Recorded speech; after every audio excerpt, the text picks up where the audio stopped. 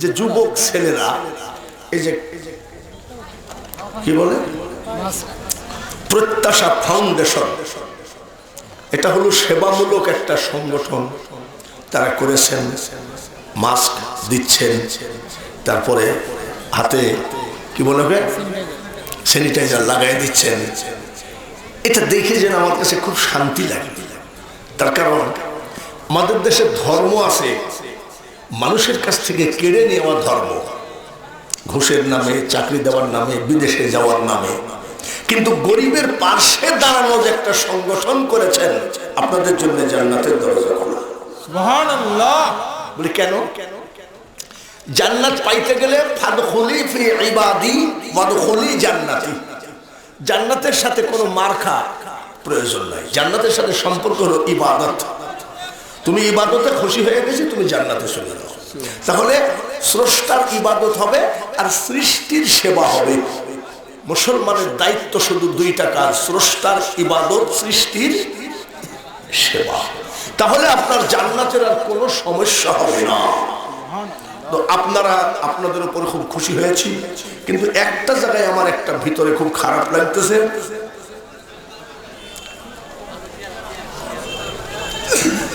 ইবাদুল্লাহ ভাই তাকাচ্ছে, কোন দাবা খারাপ লাগতেছে? খারাপ লাগতেছে কুমারগাড়ি গোরস্থানের উন্নতির কল্পে বিরাট জালসা, প্রধান বক্তা আছে, প্রধান অতিথি তানভীর ইসলাম, চেয়ারম্যান উপজেলা চেয়ারম্যান আর গড়িয়া। দ্বিতীয় বক্তা এলাকার কৃতি সন্তান হাফেজ মৌলানা মাসুদুর রহমান ফারুকি সাহেব। সভাপতি সবই আছেন। প্যান্ডেলে প্রজেক্টের মাধ্যমে সরাসরি দেখানো হবে। স্বাস্থ্যবিধি মেনে মাস্ক ব্যবহার করে, এটা সরকারি যে একটা আইন, আমাদের দায়িত্ব, এটাও করেছেন। উক্ত জালসায় আপনারা দলে দলে যোগদান করিয়া মৃত মাতা পিতা আত্মীয় স্বজনের রুহের মাগফিরাতের কামনা করুন। এখানে কষ্ট পাওয়ার কোনো কথাই লেখেননি, কিন্তু এই জায়গাতে তো লেখা নাই যে আমাদের এখানে জিলাপির দোকান করা হবে। আপনারা দলে দলে এসে জিলাপি কিনেন। আচ্ছা বলুন, জিলাপি ক্রেতা ভাইরা, আপনাদের এত বড় একটা করোনা ভাইরাসেও কি আপনাদের বুদ্ধি হলো না? আর হবে কবে? আপনি যে মৃত, আবার নতুন করে আল্লাহ তাআলা জীবন দিয়েছেন, ঠিক কিনা? আপনি কি দেখেন নাই আব্বা মারা গেছে, ছেলে ভয়তে জানাজায় যায় নাই? ছেলে মারা গেছে, বাপ জানাজায় দাঁড়ায় নাই কেন? ভাইরাসে মারা গেছে। আবার কোন বেয়াদব বলেছে 4 দিন পর্যন্ত কবরে ভাইরাস থাকে, ও বাপের কবর জিয়ারত কপালে হয় নাই, ঠিক কিনা? কিছুদিন আগে দেখলেন না, বসে আছেন বন্ধু বান্ধবের সাথে, বসে থাকতে যদি একটু হাসি দিয়েছেন, কি দিয়েছেন? হাসি, হাসি না হাসি বা কাশি, সঙ্গে সঙ্গে বন্ধুরা ছেড়ে দৌড় মারিছে, তোর ভাব ভালো না। এরকম একটা দিন গেছে না ভাই? তাহলে তারপরেও কি আপনারা জিলাপি কিনবেন, একটু মওলার কাছে আসবেন না? এখানে যে পরিমাণ লোক আমি রাস্তায় দেখতেছি, সব আসলে আজকে গোরস্থান বাসী কত খুশি হতেন যে আমার ছেলে আজকে ওযু কালাম করে টুপি মাথায় দিয়ে সুন্দর করে একটা মাহফিলে গেছে, আমার ছেলে হাত তুলবে, আমি তার মা কবরে নিরাপত্তা পাবো। আসুন, আমি আমার মসজিদে জুম্মার দিনে যাই, তা আমাকে অনেক সময় ইমাম সাহেব নামাজ পড়াতে দেয়। আমি শরীর দুর্বল, তোমরাই পড়াও। বয়স আছে নাকি? ৭৭ বছর বয়স। ৭৭ মানে 2টা 7 লিখলে যাওয়া হয় তাই। তো ওয়াজের মোনাজাতের সময় একটু হাসি দিয়েছিলাম, ঠান্ডা লাগছিল। ইমাম সাহেব বলছে, হুজুর 14 দিন আর মসজিদে আইসেন না। আচ্ছা, আমার 2 ছেলেকে জিজ্ঞেস করলাম ভাইরাসের লক্ষণ কি? তবে আগে গলা ব্যথা করে, তারপরে 3 ঘন্টা গলায় থাকে, তারপরে হাড়ের মধ্যে ঢুকে। হাড়ের মধ্যে ঢোকার সাথে সাথে জ্বর হবে, পাতলা পায়খানা হবে, জায়গায় শেষ। যদি হয় কারো বলে 3.5 ফিট দূরে থাকবে, কাছে যাওয়া যাবে না। আমরা কয়েকদিন আগে মসজিদে নামাজ পড়েছি, বহু দূরে দূরে দাঁড়ায় গেছে না?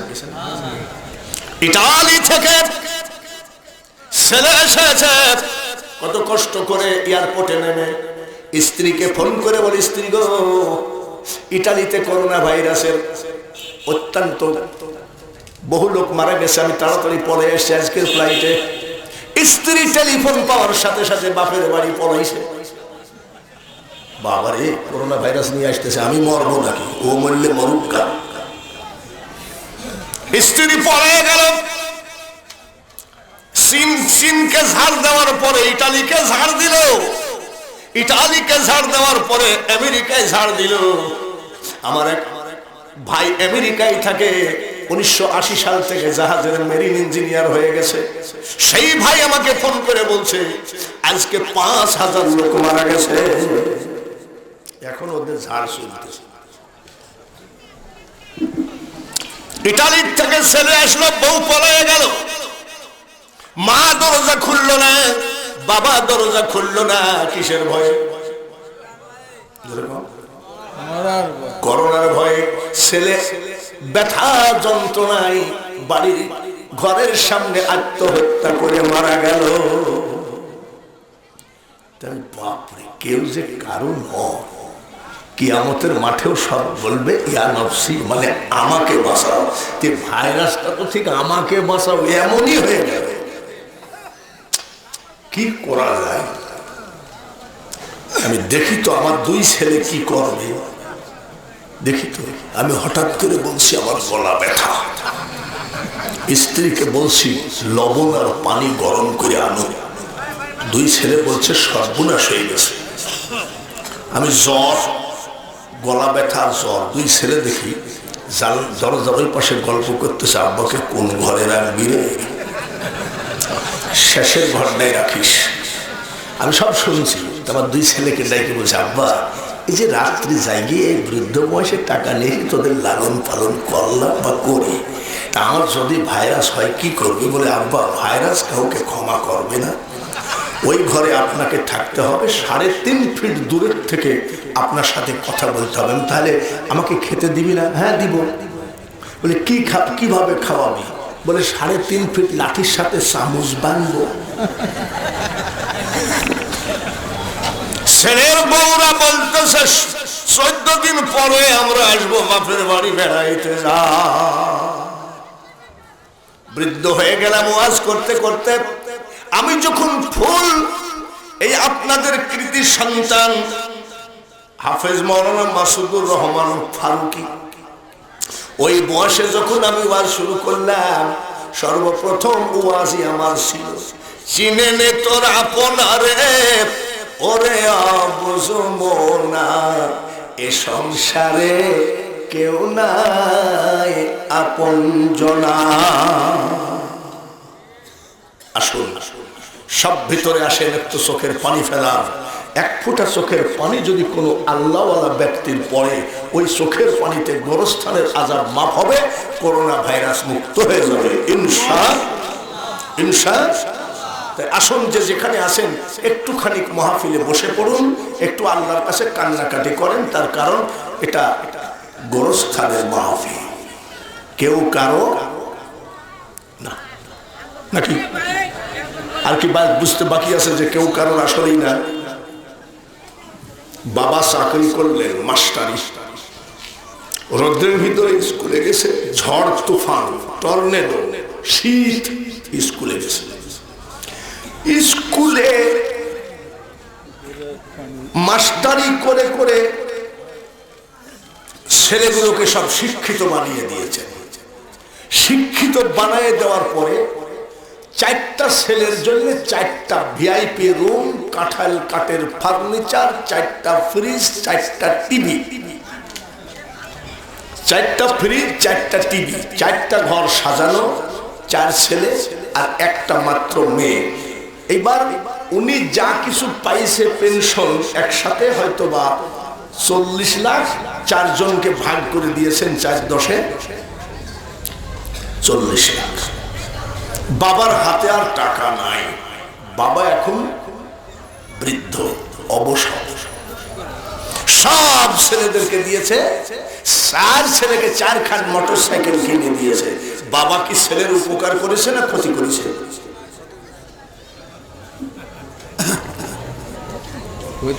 আপনারা বললেন উপকার করছে, কে যেন বলছে ক্ষতি করছে। ক্ষতি করছে কেন? মোটরসাইকেল কিনে দিল। হ্যাঁ, ভালো করে বোঝো। সব দিয়ে দিছে। দিয়ে দেওয়ার পরে ছোট ছেলের রুমের মধ্যে বাবা বৃদ্ধ হয়ে গেছে, একটা পেপার পড়তেছে। যে ছোট ছেলের বউ বলতেছে, তোমার আব্বা আমার ঘরের মধ্যে বসে পেপার পড়ে, তোমার আব্বার কি লজ্জা শরম নাই নাকি? ছোট ছেলে বলছে, আব্বা কেবল নতুন বিয়ে করেছি, আর তুমি বলে নাই কোনায় ঘরের ভিতরে বসে থাকো। কেবল কয় ধমক। মেজো ছেলের ঘরে গেল, মেজো ছেলের বউ ডাক দিয়ে কয়, স্বামী গো। বলে কি?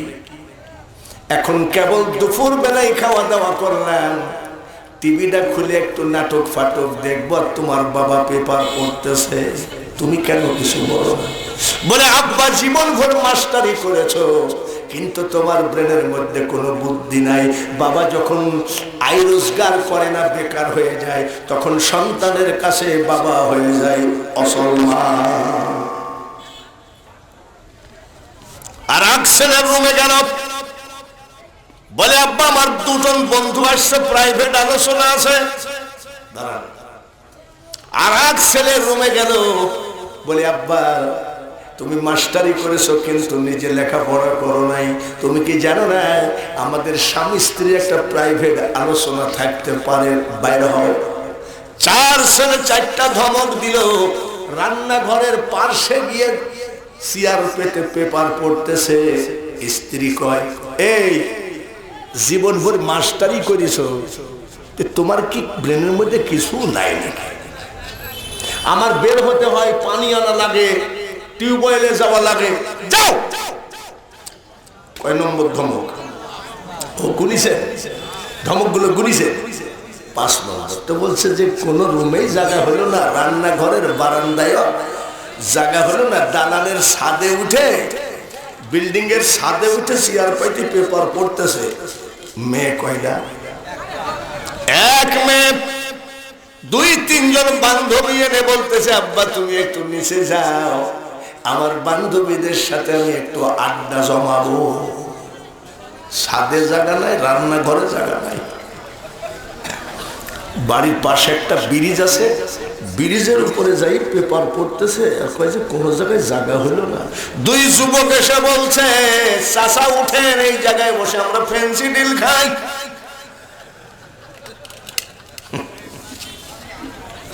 ভাইয়েরা, বাঙালি হুজুরের বাংলা ওয়াজ যদি না বোঝো, যেদিন তোমার ডাক পড়িবে ওই কবর মাঝে শুইতে, আর জোগাড় কিছু করছো রে বন্ধু তার মাঝে বিছাইতে।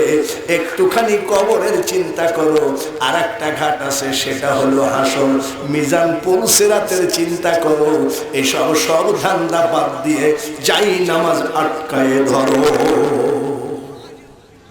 সব তো বোঝা হয়ে গেল, যাই নামাজ আটকায়ে ধরো। গোরস্থানের চিন্তাটা করো। আচ্ছা ভাই, আপনাদের এখানে কি মহিলা প্যান্ডেল আছে? মাসাসিরা আপনারাও রেডি থাকেন, আপনাদেরও ওয়াজ হবে। এখন সর্বপ্রথম ওয়াজ হবে ফ্রান্স, একটা দেশ। এই ফ্রান্সে আমার নবীর একটা ব্যঙ্গচিত্র বানায়ে নবীকে অপমান করলেন। এটা কি আপনাদের শোনা আছে? শোনা আছে? আচ্ছা, নবীকে বেইজ্জতি করলে কি তিল পরিমাণ ওনার ইজ্জতের কোনো ক্ষতি হয়েছে? হয় নাই। কিন্তু সারা পৃথিবীর 200 কোটি মুসলমানের কলিজায় লাথি মেরেছ, ধরে বলুন ঠিক কিনা? আজকের কুমারগাড়ি গোরস্থানের উন্নতি কল্পে এই জালসা থেকে সেই ফ্রান্সকে আমরা ঘৃণা জানাই, তীব্র প্রতিবাদ জানাই। তুমি এখনো বুঝতে পারো নাই আমার নবী কি ব্যাপার, কেমন ব্যাপার। আমি সেই ইহুদিদের বলতে চাই, যারা আমার নবীর বিরুদ্ধে বলে, এখান থেকে ওয়াজ শুরু হবে, যুবকদের হবে, মা বোনেদের হবে, গোরস্থানের হবে, কবরের ওয়াজ হবে, কিভাবে আমল করব, মেয়েদের বিরুদ্ধে হবে না, মেয়েরা কিভাবে আল্লাহওয়ালা হবে সেই ওয়াজ হবে।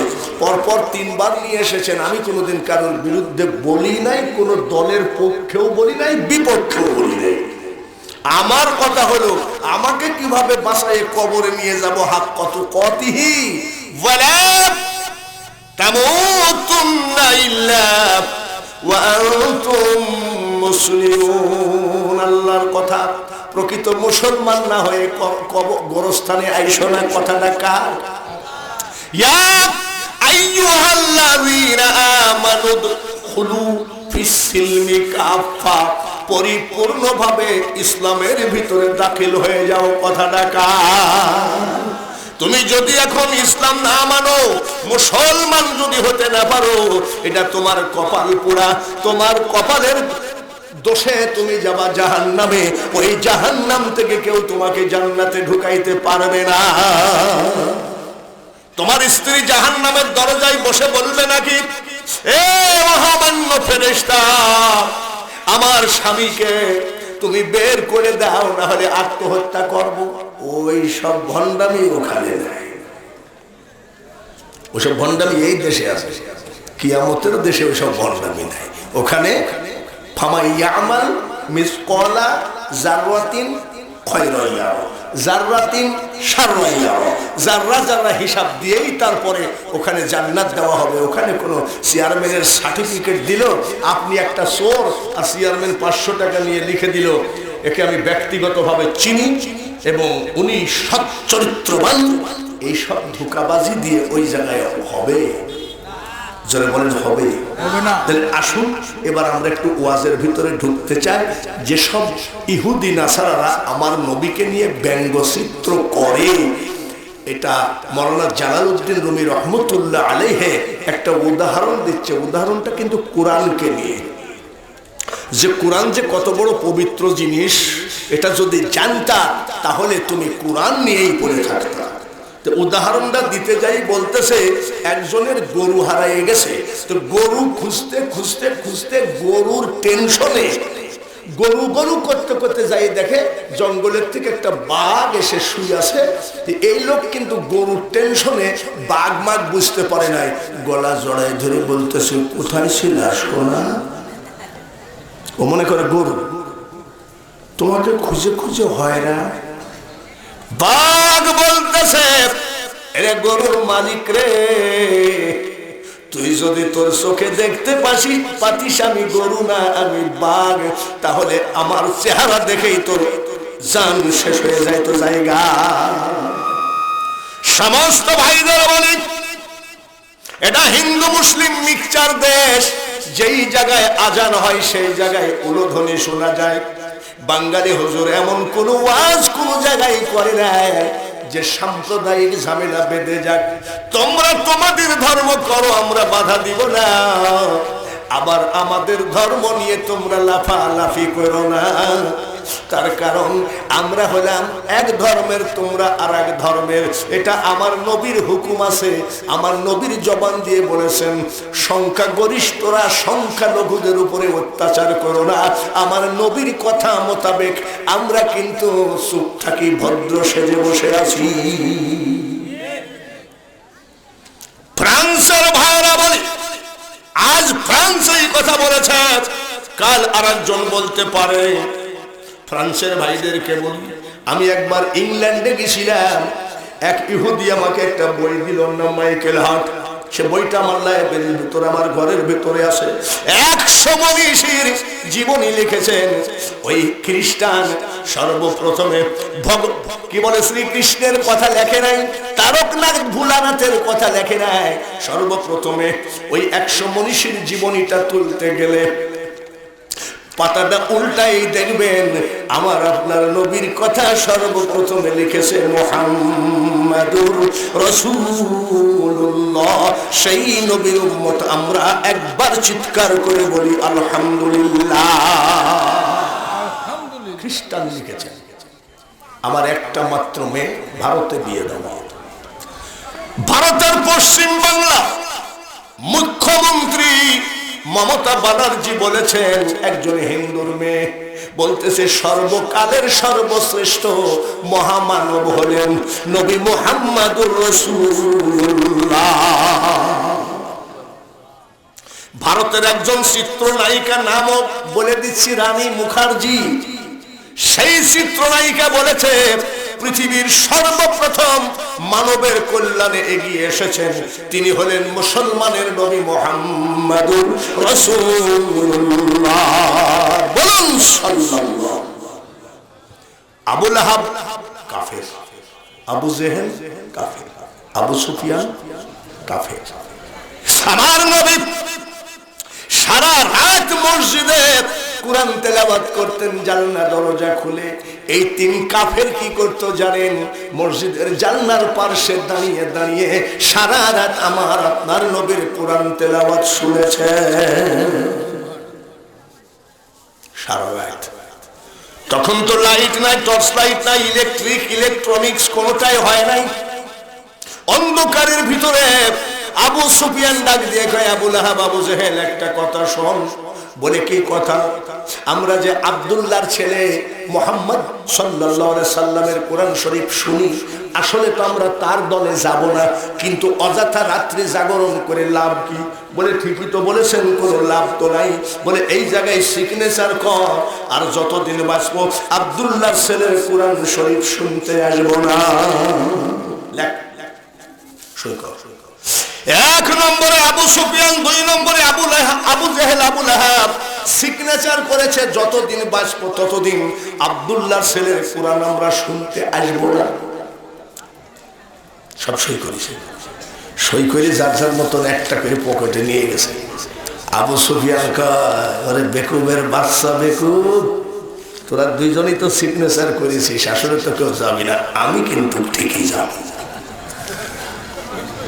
আবু জেহেল কয়, তোরা তো আজ তো বুকা, তোরা তো সিগনেচার করেছিস, যাবি না, আমি কিন্তু ঠিকই যাব। আবু লাহাব বলতেছে, ওরা দুইজনই বুকা, ওরা আসবে না, আমি যাব। তিনজনই এইভাবে যাই একসাথে, মাথায় মাথায়। এটাকে কি বলে? ডিপ লাগছে। কি লাগছে? অন্ধকার তো। আবু জাহেল বলতেছে, বস আপনি আসলেন কেন? আপনি যে সিগনেচার করেছেন আসবেন না, আসলেন কেন? আবু সুফিয়ান বলতেছে, তুইও তো সই করলি। আবু লাহাব বলতেছে, আপনি আসলেন কেন? বলে তুইও তো সিগনেচার করেছিস, আসলি কেন? বলে আসছি যখন তিনজন, আর একবার শেষবারের মতো শুনে যায়, কোরআন শরীফের কোনো শেষ না। শেষ আছে গান বাদ্যের, শেষ আছে কিসের? গান বাজনার শেষ আছে। আজকে যে গানটা নিয়ে ব্যস্ত থাকলেন, 2 মাস পরে আপনি কিন্তু গানটাকে ঘৃণা করেন। দেখবেন যতই গানের নেশা করেন, একটা ক্যাসেট যদি একবার 2 বার বাজান, আপনারও বলবে যে ভালো লাগছে না। আর যদি 10 বার ডেলি বাজান, তা আপনার বউ বলবে, আল্লাহ আল্লাহ, আমার স্বামীর ক্যাসেটটা ধ্বংস করে দাও, না আমার মরণ করো, এক গিদার ভাল লাগে না। জোরে বলেন ঠিক কিনা? আর এটার বয়স কত? 1500 বছর নাকি? আলহামদুলিল্লাহ, আলহামদুলিল্লাহি রাব্বিল আলামিন। আচ্ছা বলেন তো, এটা কোন পুরাতন হয়েছে? জোরে কম। ইমাম সাহেব যদি বলেন, আর রহমান আল্লামাল কুরআন খালাকাল ইনসানা আল্লামাহুল বায়ান। বলুন, এর কোন পুরাতন আছে? পুরাতন যদি থাকতো তাহলে 10 বছর হুজুর ইমামতি করে, 10,000 টাকা বেতন দেন। একদিন মুসল্লি বলতো, হুজুর গো 10,000 টাকা মাস গেলে গুনে নেন, কিন্তু ডেলি ওই এক গীত সূরা ফাতিহার ভালো লাগে না। কারণ মনের মধ্যে বলছে না, বাপরে, কিয়ামত পর্যন্ত এই কোরআন কোনো পুরাতন হবে না। কিয়ামত পর্যন্ত কোরআন যে ইজ্জত সম্মান নিয়ে এসেছেন, আমি মানি বা না মানি, কোরআনের ইজ্জত কিন্তু আল্লাহ দিয়েই পাঠিয়েছে। এই সেই কোরআন। সব কথা বলবো, লেট হলে অসুবিধা হবে না তো? ফজর, বাপরে, আমার বাবা দাড়ি পাই গেছে এইটা করতে করতে 12টা 1টা বাজে গেলে শেষ পর্যন্ত বক্তাকে মারতে আসলে ঠেকানোর লোক থাকে না। আবার মাইকালাকেও খুঁজে পাওয়া যায় না, যাই দেখি যে টেবিলের তলে মাইকালা ঘুমাই আছে। ইনশাল্লাহ থাকবেন তো? কারা কারা থাকবেন না হাত তোলেন।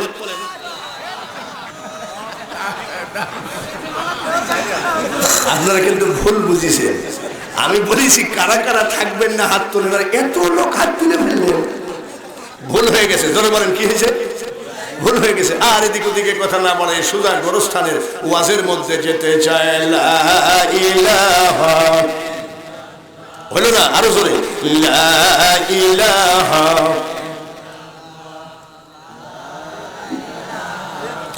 লা ইলাহা ইল্লাল্লাহু মুহাম্মাদুর রাসূলুল্লাহ।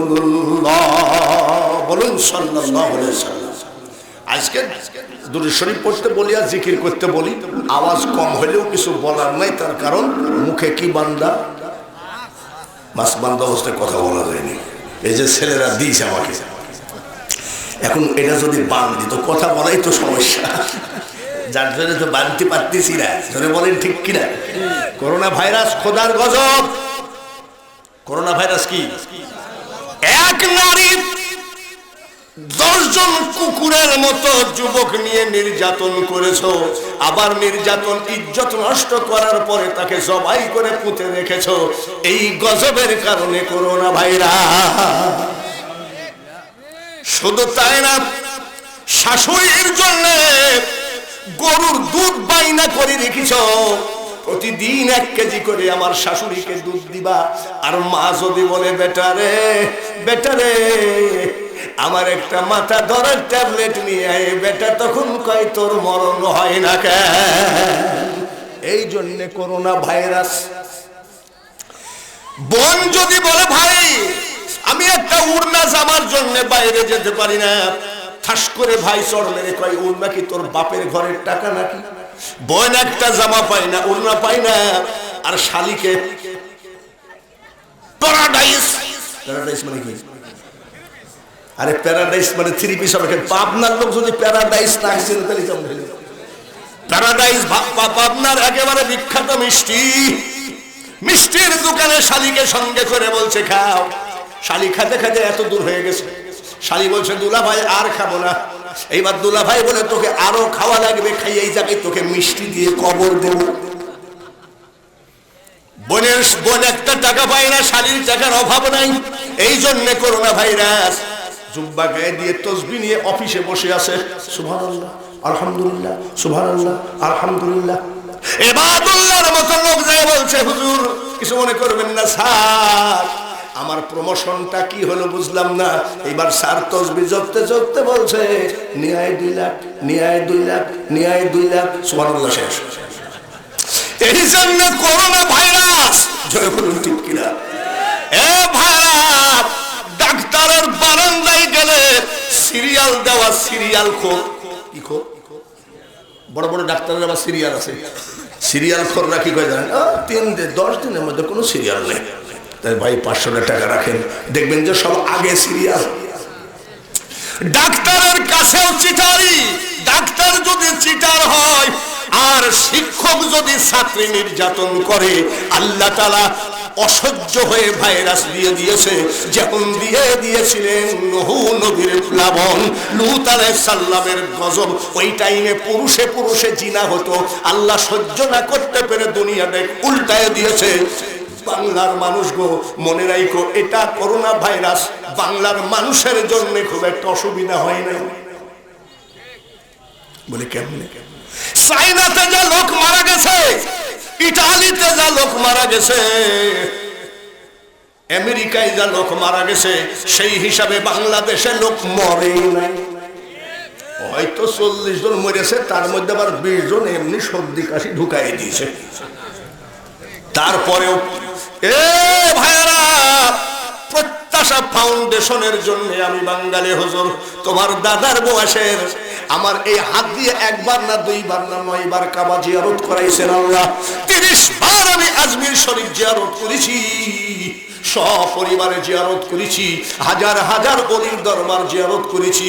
আজকে আমার আন্তর্জাতিক ঐতিহাসিক বক্তা না হলেও তোমাদের দেশে একজন মুরব্বী বক্তা আছে, সেটা তোমাদের বাঙালি হুজুর। কিছু দিতে পারি বা না পারি, প্রত্যাশা ফাউন্ডেশন খেদমত করে যাও জনগণের। এইভাবে যদি তুমি মানুষের খেদমতে নেমে যাও, খোদার কসম করে বলছি এই বাংলার জমিনে আল্লাহর রহমত পুনরায় নেমে আসবে। আর যদি আকাম কুকাম কর, পাশে সলেমান শাহ মাজার, গোলাপনগর, ওরসের সময় 28শে চৈত্র দেখি যে গাড়িতে যাচ্ছে আর নসিমন ভর্তি হয়ে হয়ে জিকির করতে করতে যাচ্ছে ইল্লাল্লাহ ইল্লাল্লাহ। যখন যুবকরা ওই সলেমান শাহর ওরসে যাও, তখন মনে হয় যে না আমাদের দেশের ছেলেরা একটু ধার্মিক হয়ে গেছে। আসার সময় দেখি সবগুলোর চোখ লাল। কি খাইলা? আসো ফিরত আইসো। একটা রাতে ডুগে তবলা হারমোনিয়ামে তোমাকে জান্নাতে নিতে পারবে। কেউ যদি বলে থাকে সে একটা ফার্স্ট ক্লাস বেয়াকুব লোক, জিবরাইল ফেরেশতা বলতেছে মাবুদ গো তোমাকে একটা প্রশ্ন করব, বলে করো। আমি জিবরাইল তোমার কাছে জানতে চাই সব থেকে তোমার কাছে পছন্দনীয় জিনিস কি? আমার আল্লাহ বলেছিলেন কালাই ডাল নাকি রুই মাছ, পদ্মার ইলিশ। আমার আল্লাহ বলেছিলেন জিবরাইল রে, আমি আল্লাহর কাছে সব থেকে পছন্দনীয় জিনিস হলো আমার বান্দার সেজদা। মসজিদের দরজা খোলা আছে, এমন একটা টাইম জীবনে কোনোদিন বাপ চাচারা তালের পাখা দিয়ে বাতাস করেছে, মসজিদে নামাজ পড়েছি হারিকেন আর কেরোসিন দিয়ে বাতি ধরায়। আজ সেই মসজিদে এয়ার কন্ডিশন লাগাইছো, মসজিদের খুরাকি এয়ার কন্ডিশন না। আপনাদের মসজিদে যে বড় লাইট আছে, ওই যে আমার দর্জি ভাই হাজী সাহেব কিনা আব্দুল বারী বিশ্বাস খট করে পকেট থেকে কি বাইর করলাম, লাইটটা জ্বলে গেল। ভাই কোন কেরামতি দেখালেন? বলে হুজুর এটা রিমোটে জ্বলে। রিমোট সিস্টেম লাইট হলো রিমোট সিস্টেম ফ্যান, মানে রিমোটে এসি বন্ধ হয়ে যায়। মসজিদের খুরাকি কিন্তু রিমোট সিটি, রিমোটের লাইট আর রিমোটের কি বলে remote controller, air condition room নয়। মসজিদের খুরাকি হলো মুসল্লি, মাদ্রাসার খুরাকি ছাত্র। ঠিক কিনা? আল্লাহ তাআলা সব যেন নামাজের মহব্বতটা পয়দা করে দেন। একটু বলেন না আমিন, বলেন না আমিন। বিশ্বাস করেন এই লোকটা যদি কালকে ফজর না পায়, ঘুমের মধ্যে আছে, লোকটার কিন্তু একটা ভিতরে যন্ত্রণা শুরু হয়ে যাবে, ইস ফজরটা পাইলাম না।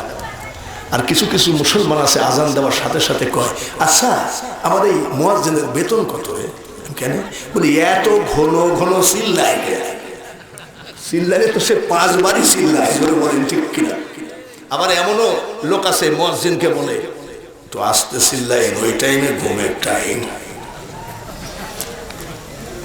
ওই পারে তোর বসত বাড়ি রে, বলেন তো কোনটা? গোরস্থান। এই পারে তোর বাসা। মনে রাখো যখন তুমি ভাড়া বাসায় থাকবা, যে কোনো মুহূর্তে মালিক এসে বলতে পারে বাড়ি ছেড়ে দাও। সঙ্গে সঙ্গে তোমাকে বাড়ি ছেড়ে দিয়ে বটতলায় না গাছতলায় থাকবা, তোমার ব্যাপার। কিন্তু বাবাজি ওই বসত বাড়ি কিয়ামত পর্যন্ত ঘুমায় থাকতে হবে। এই গোরস্থানের চিন্তা একটু আপনাকে করা লাগবে। গোরস্থানে যেতেই হবে, কেউ আপনাকে পাহারা দেবে না। পাহারা দিবে না কেউ? কেন?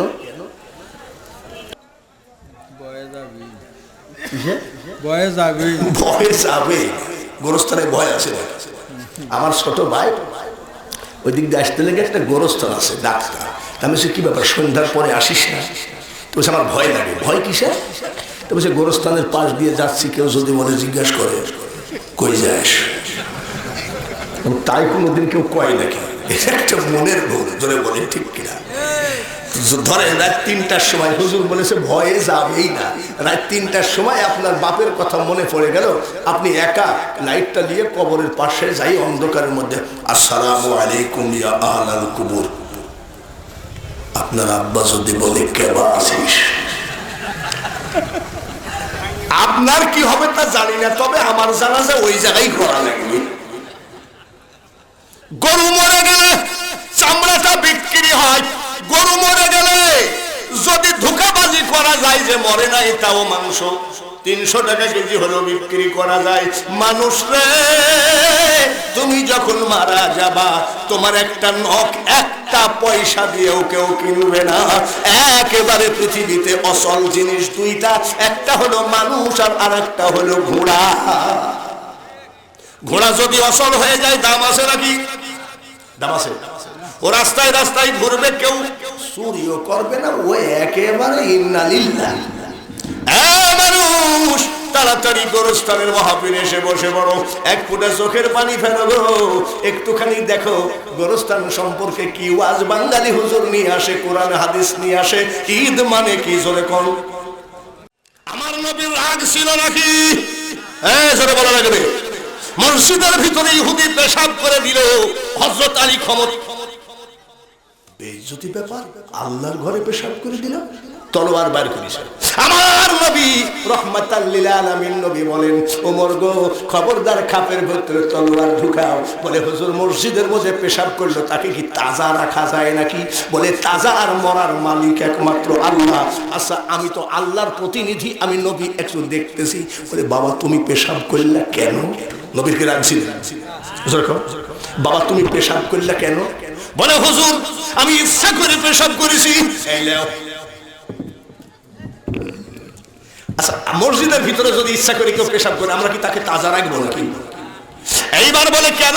বলি ইয়া রাসূলুল্লাহ নবী গো, বহুদিন আপনার পিছে লেগে আসি, আপনার হাতে হাত দিয়ে আমি কলেমা পড়ে মুসলমান হব, আপনি আমার নেতার উপযুক্ত কিনা, আপনার রাগ আছে কিনা, যার জন্য ইচ্ছা করে পেশাব করে পরীক্ষা করলাম। বলে কি বুঝলা?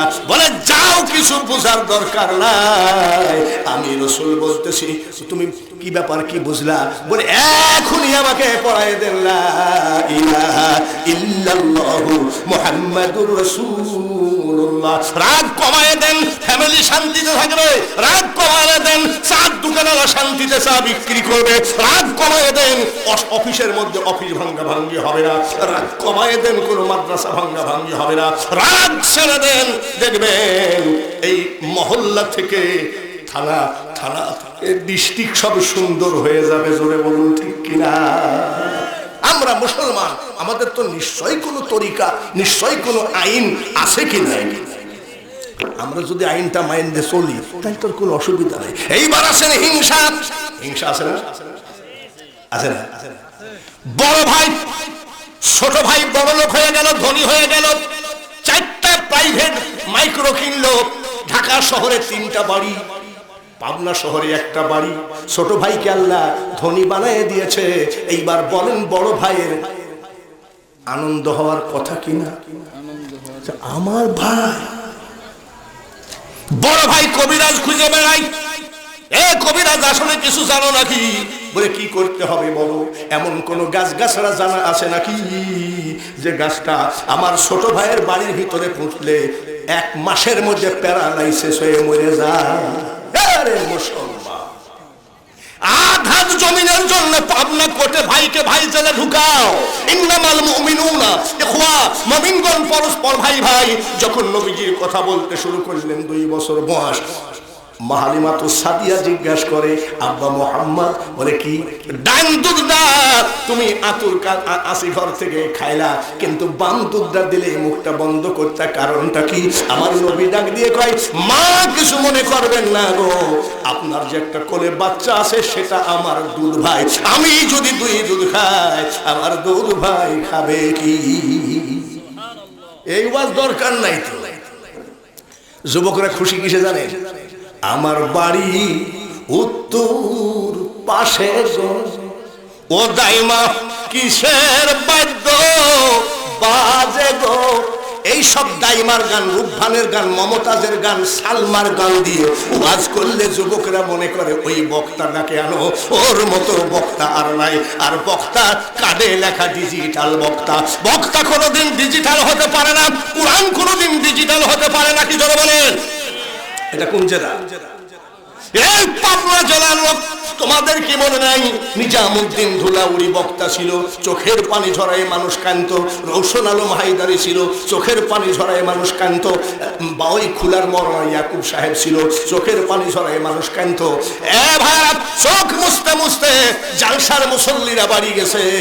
আর আজকাল বক্তা যখন ওয়াজ ভেঙে যায় তখন চিল্লায় চিল্লায় আনন্দের সাথে দুই আঙ্গুলের মধ্যে দুই বিড়ি ধরায় কয়, আজকে শুনেছি। যদি চোখের পানি না পড়লো জালসায় গিয়ে লাভ কি?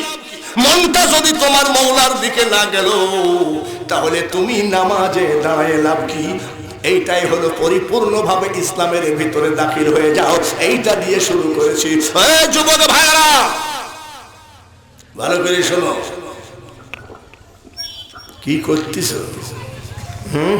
আসতে দেখি এক যুবক গাছতলায় বসে, একে তো রাত, অন্ধকার, গাছতলায় বসে আস্তে করে মোবাইলটা ধরে গাছতলায় করে। হ্যাঁ, তা আমার ড্রাইভার বলতেছে কি করতেছে? বলো ডাইরেক্ট লাইন। ও ডাইরেক্ট লাইন। কি করতেছ তুমি? তোমার জীবনটাকে অবমূল্যায়ন করে ফেলে না। যুবক কালের ইবাদত আর বৃদ্ধকালের ইবাদত আকাশ জমিন তফাৎ। জোরে বলুন ঠিক কিনা? ও যুবক, যুবক রে, রাস্তার ভিতরে মুখোশ লাগায়ে, গগল চোখে দিয়ে, হেলমেট লাগায়ে 10 জন দাঁড়ায় রয়েছে। এত বড় তলোয়ার নিয়ে গাড়ির সামনে দাঁড়াইলা, বলে হুজুর আসসালামু আলাইকুম, কেমন আছেন? আলহামদুলিল্লাহ। আব্বা তোমরা কেমন আছো? বলে হুজুর আমরাও আলহামদুলিল্লাহ। বলে তোমরা এখানে কি করতেছো? বলে ওয়াজ করার টাকাগুলো আল্লাহর ওয়াস্তে দিয়ে যা। এরকম নাই নাকি? কোন ধর্ম পাইছো তোমরা? এই শরীর তো করোনা ভাইরাস, একটু ভালো হয়ে যাও করোনা ভাইরাসও বলবে না। এই বাংলার জমিনে থাকা ঠিক না। এরা খুব করোনা ভাইরাসের যিনি মালিক তিনি কে? আল্লাহকে ভয় করে। নফসে মুতমাইন্না কাকে বলা হয়? জুব্বাওয়ালাকে নয়, বক্তাকে নয়, পীরকে নয়। নফসে মুতমাইন্না বলা হয় সর্বক্ষণ যে আমার মওলার ভয়ে ভীতু হয়ে যায় তাকে বলা হয় নফসে মুতমাইন্না। চিল্লায়ে বলেন সুবহানাল্লাহ। কেন তোমাকে সুদ খাওয়া লাগবে? কেন তোমাকে চিটারি বাটপারি করা লাগবে? কেন তোমাকে মোটর সাইকেলটা রেখে গেল যায় দেখে না? সাইকেলটা গরিব মানুষ রেখে গেল যায় দেখে নাই? কিসের জন্য? রোজের মালিককে। আল্লাহ কি তোমার আপন না পর? আপন। পর বলো, আপন। আল্লাহ আপন না? দেখো তো, সেদিন দেখে এক লোক হাত দিচ্ছে, সালামু আলাইকুম। তারপর মাল এরকম কাঁপতেছে কেন? বলি স্প্রিং শেষ। একটু যদি টান মারে স্প্রিং শেষ। বোতল ধরতে, বোতল এরকম ধরা যায় নাকি? এই স্প্রিং দিল কে? শোক দিল কে? সব দিল জোড়া জোড়া। একটা হাত যদি নষ্ট হয় আমার বান্দা আর একটা হাত দিয়ে ধরবে। একটা কিডনি যদি নষ্ট হয়ে যায় আমার বান্দা আর একটা কিডনি দিয়ে চলবে। সেই আল্লাহর মতো আপন পৃথিবীতে আর কেউ না। জোরে বলুন ঠিক কিনা? আল্লাহর কাছে চাইতে থাকেন, আল্লাহ আপনাকে ধনী বানায় দেবে। সুবহানাল্লাহ বললে হবে কি? আল্লাহকে ডাকতে থাকো। কোন সময় ডাকবা? এই হুজুরের সালাম না ফিরাইতেই তুমি ঝাড়িয়ে দৌড় মারিস, ওই ডাকা নাকি? নাকি আগে যাইত কি? আগে মসজিদে ঢুকলে দুখুল মসজিদ মানে মসজিদে আমি দাখিল হলাম পড়তো না, তারপরে পড়তো তাহিয়াতুল ওযু। এখন আবার কয় 4 রাকাত কাবলাল জুমা পড়িলেন। আস্তে আস্তে সব কমে যাচ্ছে। এইবার ডাকবা কোন সময়? নিশিরাত। কোন সময়? নিশিরাত। তুমি 40 দিন যাই নামাজে বসে ডাকো, মাবুদ রে, সারা বাংলার মানুষ যখন জান্নাত দরজা বন্ধ করে ঘুমিয়ে গেছে, একটা দরজা বন্ধ হয় নাই, সেটা মাওলা তোমার রহমতের দরজা। এই টাইমে আমাকে তুমি কিছু ধন দৌলত দান করো। 40 দিন তুমি কান্দো, লটারির পিছনে দৌড়াইও না, জুয়া খেলা বাটপাড়ির পিছনে না দৌড়াইয়ে ধন দৌলতের মালিক যিনি তার পিছনে দৌড়াও। আল্লাহ তাআলা বলেন আলা ইন্না আউলিয়াল্লাহি লা খাউফুন আলাইহিম ওয়া লা হুম ইয়াহজানুন। আল্লাহ বলেন আল্লাহওয়ালা লোকের কোনো টেনশন নাই, আমি আল্লাহ যথেষ্ট। জোরে বলেন মারহাবা। আল্লাহওয়ালা হওয়াতে কোনো প্রধানমন্ত্রীর টেনশন আছে নাকি নাই? রাষ্ট্রপতি বক্তা ভাবতেছে মেয়ে বিয়ে দিব কেমনে, কৃষক ভাবতেছে পঙ্গুরাজ আসতেছে, পঙ্গপাল আসতেছে, কি করব? কিন্তু আল্লাহ ওয়ালা লোক মুস্কি মুস্কি হাসি দিয়ে কয় আলহামদুলিল্লাহ। একটু আল্লাহ ওয়ালা হওয়ার চেষ্টা করেন, আল্লাহ অভাব দিবে না। বাস মেয়েদের ওয়াজ আছে, যুবকদের ওয়াজ আছে। এখন অন্যদিকে যাওয়া লাগে নাকি? আপনারা অধৈর্য হয়ে গেছেন নাকি? এখনো তো ভূমিকা চলতেছে, পাগল ওয়াজের তো কোনো ধারাবাহিক ভাবে শুরুই করি নাই। দেখে নি আগে কতবার, আর 11:40 কেবল, তারপরও 12টা বাজতে কয় মিনিট বাকি? 20 মিনিট বাকি আছে। একটু ওয়াজ শোনা তো লাগে না? বলেন ঠিক কিনা? নাকি মোনাজাত করে দিব? কারা কারা ওয়াজ শুনবেন একটু হাতখানা দেখান তো, আল্লাহকে দেখান, আল্লাহকে দেখান। দেখেন ও বাবা, এবারে কেউ অর্ধেক, কেউ শিখি। দুই হাত ধরেছে, একটা না। আরে ভাই তুমি তো এইভাবে চিত্রায় রয়েছো, আরো যেরকম করে রয়েছে। নারায়ণ তাকবীর। যুবক তোমাকে প্রশ্ন করি, বলো ফিরাউন ধনী না গরিব? ধনী মানে বাদশাহ গো, ঠিক কিনা? ফিরাউনের মা বাপ মরে গেল, কি হয়? এতিম। মা বাপ মরলে কি হয়? তো মা বাপ মরে গেলে হাড়ি পাতি দেখছি যা ছিল সব বেশি খালো, খাতি ওর আর কিছু নাই। ওই মুদিখানার দোকানে যে বলে 1 মণ চাল বাকি দাও, কাইল দিব। জীবনে আর দোকানদারের সামনে দিয়ে হাঁটে না। এরকম 2-1টা লোক আছে না? বাকি দেওয়ার সময় কি করে, আমার বাপ জীবনে কোনোদিন মিথ্যা কথা কয় না, নিঃসন্দেহে দিতে পারো। আমার দাদা তো মাটিতে ফু দিলে আগুন ধরে গেছে। তখন দোকানদার চিন্তা করে এত বড় ওলি লোকের আওলাদ না, দিদা 50,000, কিন্তু জীবনে আর দেখা দিবে না। হাল খাতা দিলেও বলবে যে ভাইরাসে ধরেছে, এখন ওখানে যাওয়া নিষেধ আছে। এরকম কিছু আছে না? নিতে পারে কিন্তু দিতে পারে। ওইভাবে বাকি করে, এই 10,000 টাকা দিতে ভাই কাল দিব, আর দেখা করে না। এইভাবে দিতে দিতে দিতে দিতে এতগুলো ঋণ গলা পর্যন্ত। ঋণের অত্যাচারে পলায়ে থাকে। কোথায় পলায়ে থাকে? বাথরুমে। কোথায়? ঢাকা। খাটের নিচে পলায়ে থাকে, খাটের নিচে রান্না করে, খাটের নিচেই খায়, খাটের নিচে ঘুমায়, কিন্তু দরজা খোলা, ঘরের দরজা খোলা। লোকজন আসে, ফিরাউন আসো, কথা নেই, আসে কোথায়? তখন চিন্তা করে বাথরুম টাথরুমে গিয়েছে বেচারা, ঠিক আছে আবার পরে আসবো। পরে আবার ফিরাউন আসো, কথা নাই, দরজা খোলা। ওটা হলো একটা তার বাটপারি, যে দরজা খোলা থাকলে পাওনাদাররা ভয় পাবে না। চিন্তা করতেছে পলায়ে থাকবো কত, আর একটু অন্ধকার রাত হলো তো পলায়ে যেতাম, নাই তো আমাকে মাইরেই ফেলবে পাওনাদার। হঠাৎ করে অন্ধকার রাত, রাতের অন্ধকারে পলায়ে যাচ্ছে, দরজা খুলে টুপলা টাপলি যা পাইছে বান্দি সন্ধি নিয়ে যাচ্ছে মিশরে। মিশরে একলা একলাই হাঁটতেছে। ধরেন আপনি চিটাগাং গেছেন, রাস্তা চিনেন না, ঘাট চিনেন না, তখন বলে আল্লাহ কোথায় যায়, কার বাড়ি যায়। তারপরে আবার চিটাগাঙ্গি ভাষা বোঝাও তো মুশকিল আছে। আপনি কি বলে থাক, কি বলতে কি বলবে হয়তো মায়েরও খাতি পারেন। ও চিন্তা করছে কই যায়, কোন দিক যায়, কই যায়, কোন দিক যায়। ওর একটা বন্ধুর সাথে দেখা, বন্ধুর নাম হলো হামান। কি নাম? তো দেখেন দীর্ঘদিন পর একটা বন্ধুর সাথে যদি দেখা হয়, তখন বন্ধু কয় এরে দোস্ত কি খবর? তখন ওই বন্ধু কয় আরে দোস্ত তুই, দোস্ত তুই। কি হয়েছে তোর? ব্যাপার কি বলতো?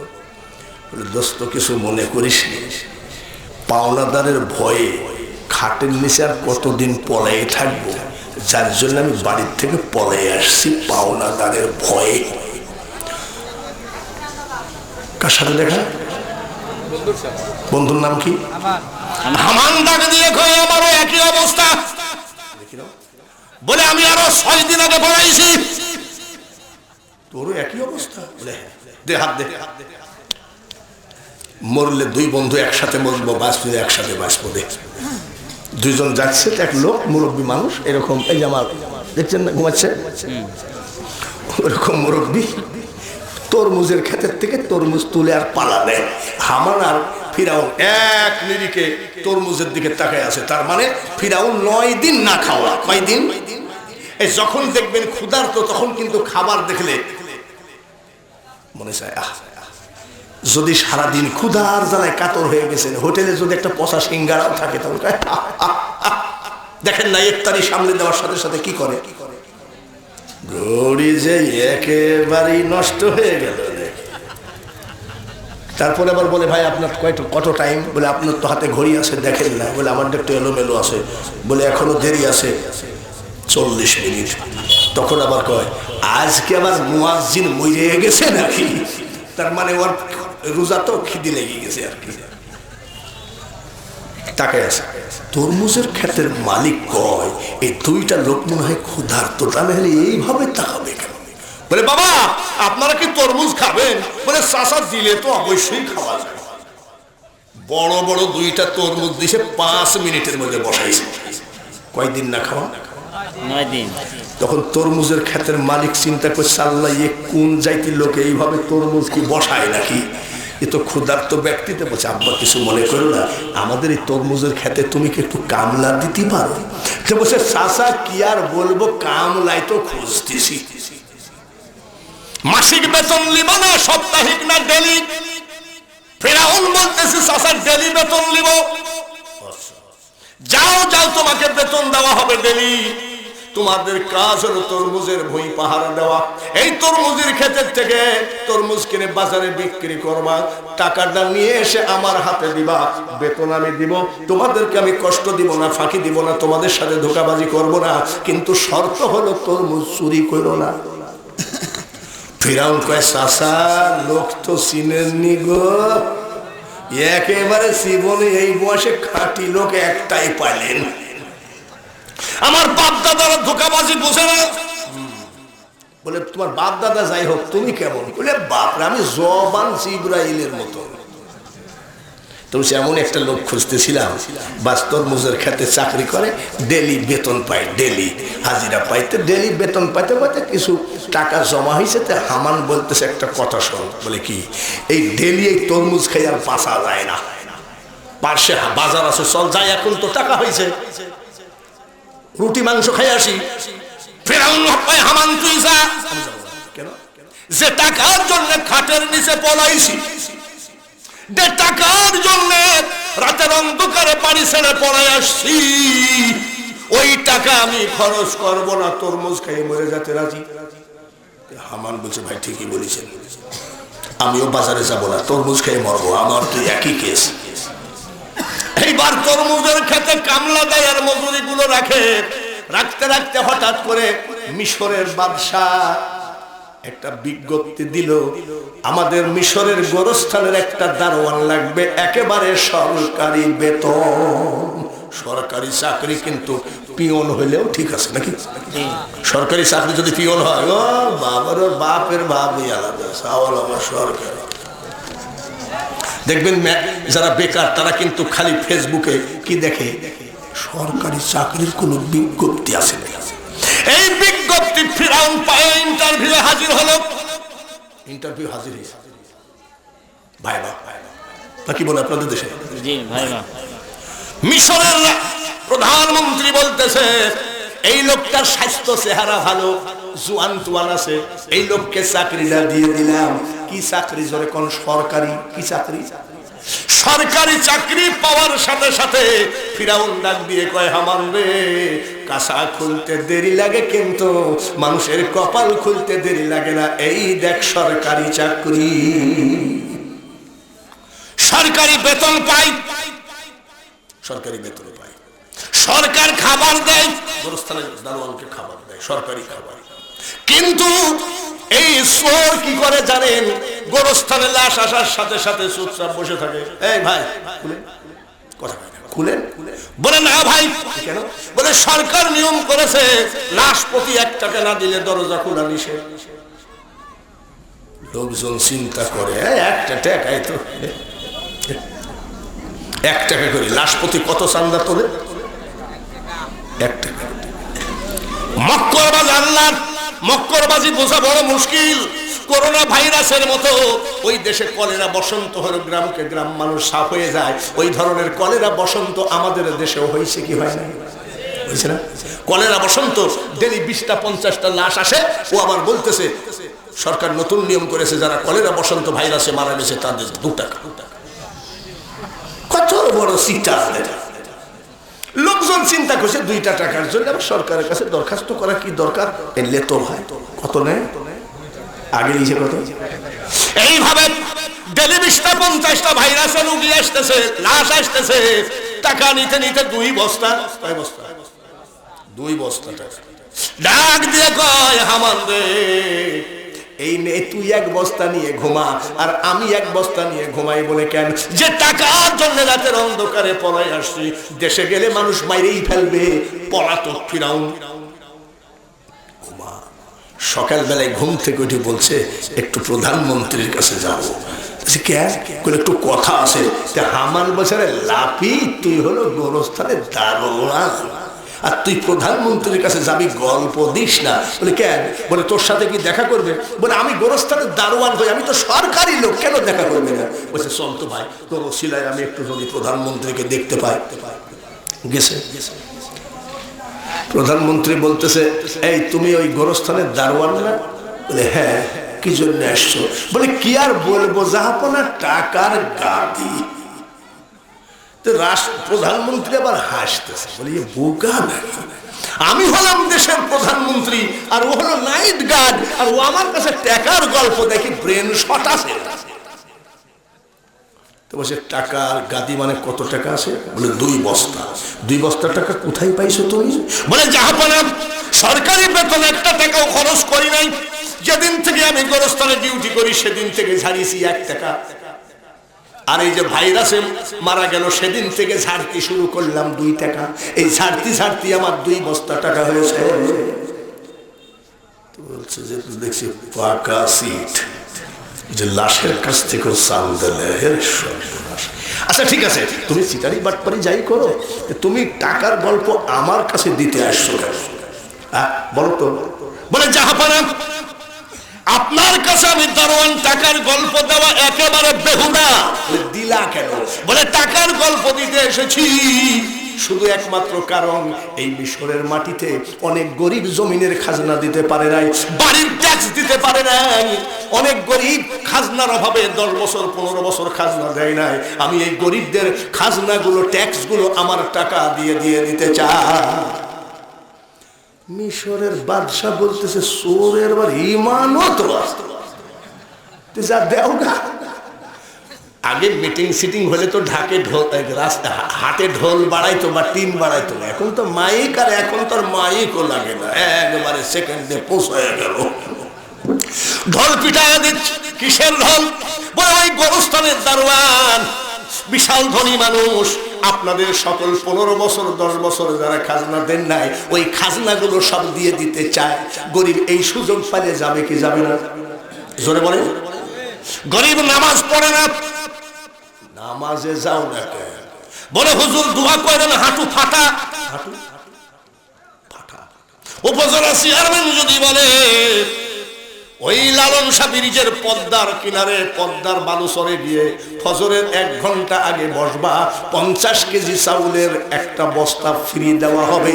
ওই ফজরের আগে যাই ন্যাংরা কানা খুঁড়া বসে থাকবে। জোরে বলেন ঠিক কিনা? 1 বস্তা চাউলের জন্য তখন হাঁটু ফাটা থাকে না। যখন নামাজে যাইতে বলো তখন বলে হুজুর দোয়া কইরেন হাঁটু আমার ফাটা। এমন মানুষ আছে কিনা? গরিব কাঙ্গাল সবাই চলে গেছে। টাকা কয় বস্তা? 2 বস্তা। বস্তা টাকা খরচ করে গরিবদের খাজনাগুলো দিয়ে দিল। এইবার খালি বস্তা নিয়ে হামান যায়।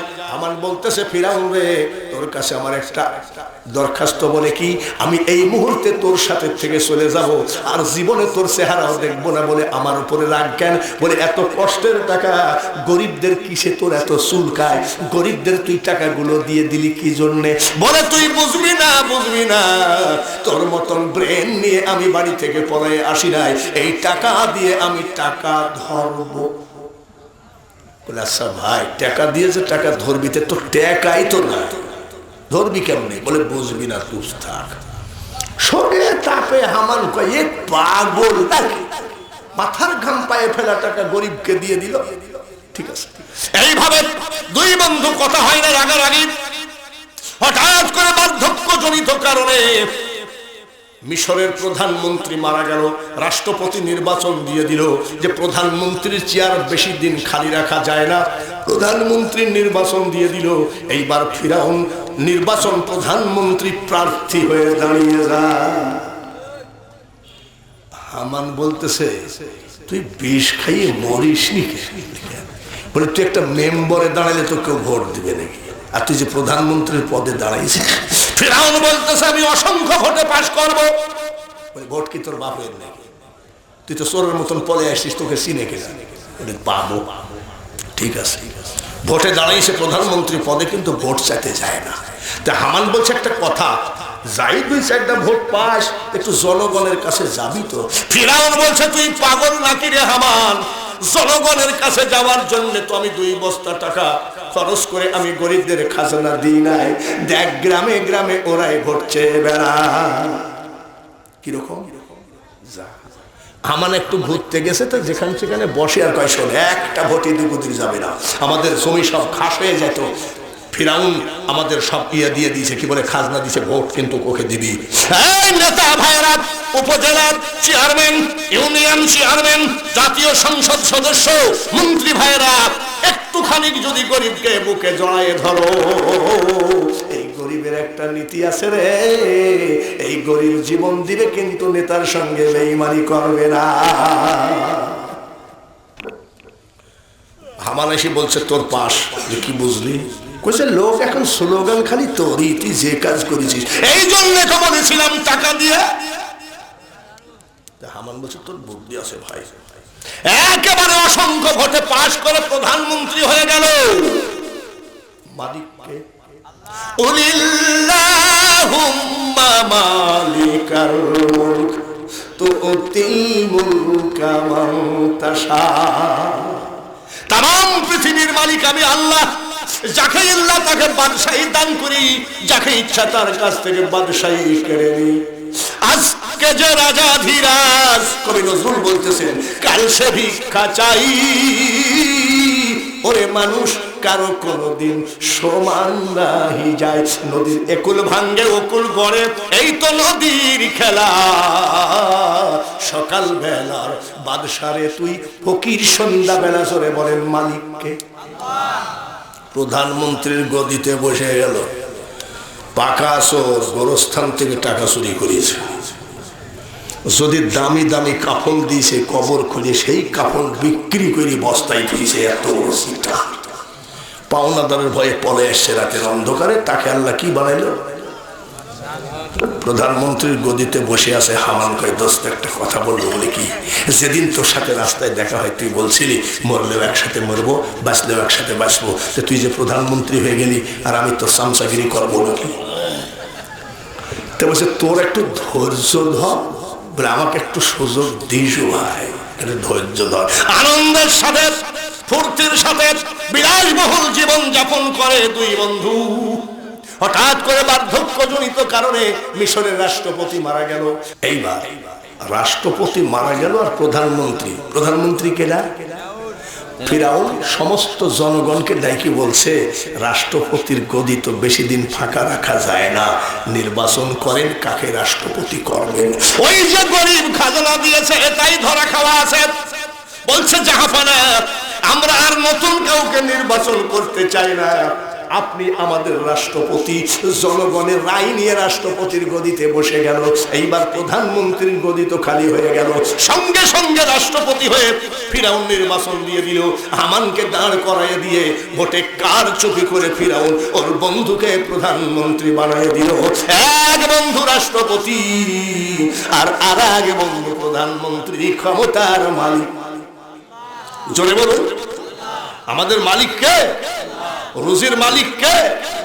ইয়ের থেকে আসতেছে, সিলেট থেকে আসতেছি, আস্তে আস্তে এক লোক গল্পের ভিতরে বলতেছে সিলেটে বাউরের কই, নদীর কই, বাউর মানে বিলের কই খুব মজা, আমি যে ভাত খাতে পারলে ভালো হতো। তো আমার সাথে যে লোক আছে সে আবার একটা ভাঙ্গা চূড়া, ওই যে রাস্তার ধারে থাকে না, ট্রাক পিক আপ যায় দাঁড়ায়, ওইখানে দাঁড়াইছে। আমি এখানে কেন?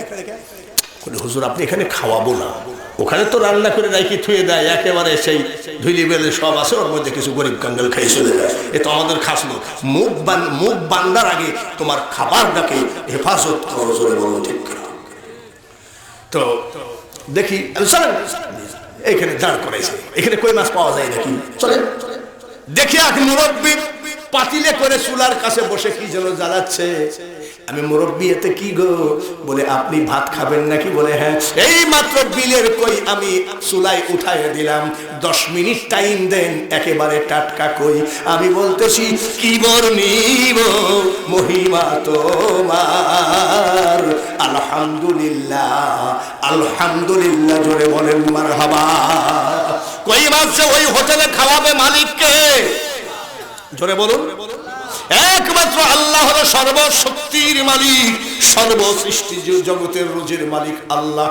এইবার এক বন্ধু রাষ্ট্রপতি আর আরেক বন্ধু কি দরজা বন্ধ কর, দরজা বন্ধ করছে। তো ফিরাউন রাষ্ট্রপতি আর ওর বন্ধু হলো প্রধানমন্ত্রী। সব আমরা তো তরমুজের খেতে কামলা দিয়ে খাইছি, সরি সুট্টা করে দেশ থেকে পালিয়ে এসছি, গোরস্থানের নাইট গার্ড ছিলাম, আর আমি রাষ্ট্রপতিতে প্রধানমন্ত্রী। এত শর্টকটে আমরা গদিতে বসে গেলাম, আমাদের কোনো শত্রু মত্র নাই তো? সোরের মন আমান কয়ার বেটা চুপ থাক, আমরা তো ভোট নিয়ে পাশ করেছি জনগণের। বলে দেখিস ভাই, এইভাবে ফিরাউন বলে আমার একটু সন্দেহ লাগে।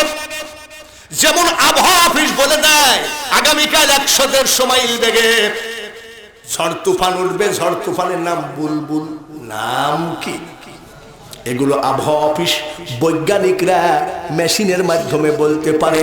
তখন তো কোনো সায়েন্স বৈজ্ঞানিক ছিল না। রাষ্ট্রপতি জ্যোতিষ লালন পালন করতো, সরকারি জ্যোতিষ ছিল মিশরে 450। সমস্ত জ্যোতিষকে ডাক দিল, জ্যোতিষকে ডাক দিয়ে কয় জ্যোতিষ রে, আমার বন্ধু হামান প্রধানমন্ত্রী আর আমি রাষ্ট্রপতি, দেখো তো আমাদের কোনো শত্রু আছে নাকি। বলছে আমাদের তো এইভাবে বলবো না, একটু গুনে ফুড়ে বলা লাগবে। বলে ভালো করে গুনিস। জ্যোতিষরা গুনা পাড়া করলো, গুনা পাড়া করে পরের দিন রাজ দরবারে যায়, কয় সাহাবারা কিছু মনে করেন না। বলে কি করে? আপনাদের দুই বন্ধুর রাষ্ট্র বেশি দিন নাই।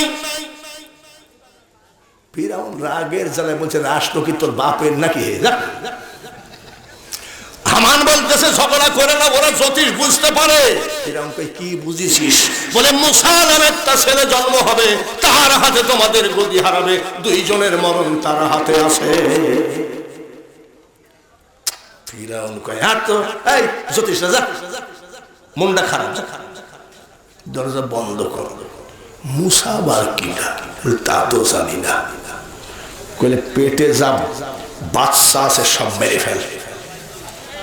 একটা না দুইটা না, মুসা নবীর ভয়তে 80,000 বাচ্চাকে আশ্রয় মেরেছে, কত মাদের পেট বাড়য়ে বাচ্চা নষ্ট করে দিয়েছে।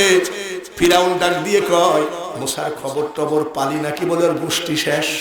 বলে কেমনে? একটা না দুইটা না, তোর অর্ডারে আমি 80,000 বাচ্চাকে ধ্বংস করে দিয়েছি। বলে বাপরে 80,000? বলে তাহলে নিশ্চিন্ত আমার গোষ্ঠী শেষ। জ্যোতিষ ডাক, আবার জ্যোতিষ ডাকে বলতেছে জ্যোতিষ আমার বন্ধু মিশরের প্রধানমন্ত্রী আমার অর্ডারে ৮০,০০০ বাচ্চা মেরে ফেলেছে, বলো তো দেখি মুসা মারা গেছে কিনা। বলে আজকে বলতে পারবো না, গণনা পড়না করে এসে বলতেছে জাহাপনা কিছু মনে করেন না, ৮০,০০০ কেন ৮০ লাখ যদি মারেন, মুসার এখন বয়স হলো ৩ মাস, মুসা আমার কোলে আরামে দিন কাটায়। বলুন সুবহান। ফিরাউনকে জবর মারামারিছিস, আসল মালি আছে। তরোয়ার শপথ করে ওয়াদা দিলাম মুসার গোষ্ঠীকাল শেষ করব। ১০ জন ফোর্স নিয়ে নীল দরিয়া দিয়ে রওনা দিল।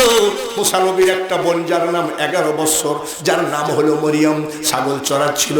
ছাগলগুলো ফেলাই দিয়ে বাড়ি যাই বলতেছে, মা আমার ভাইকে বাঁচাও, মা আমার ভাইকে বাঁচাও, আমার ভাই ছাড়া বাঁচবো না, ভাই আমার জানেন না, জান ভাই আমার রক্তের বাঁধন, মাগো তুমি বাঁচাও। বলে কি ব্যাপার? বলে ওই হামান 10 জন পুলিশ নিয়ে আসতেছে আমার ভাইকে মারতে।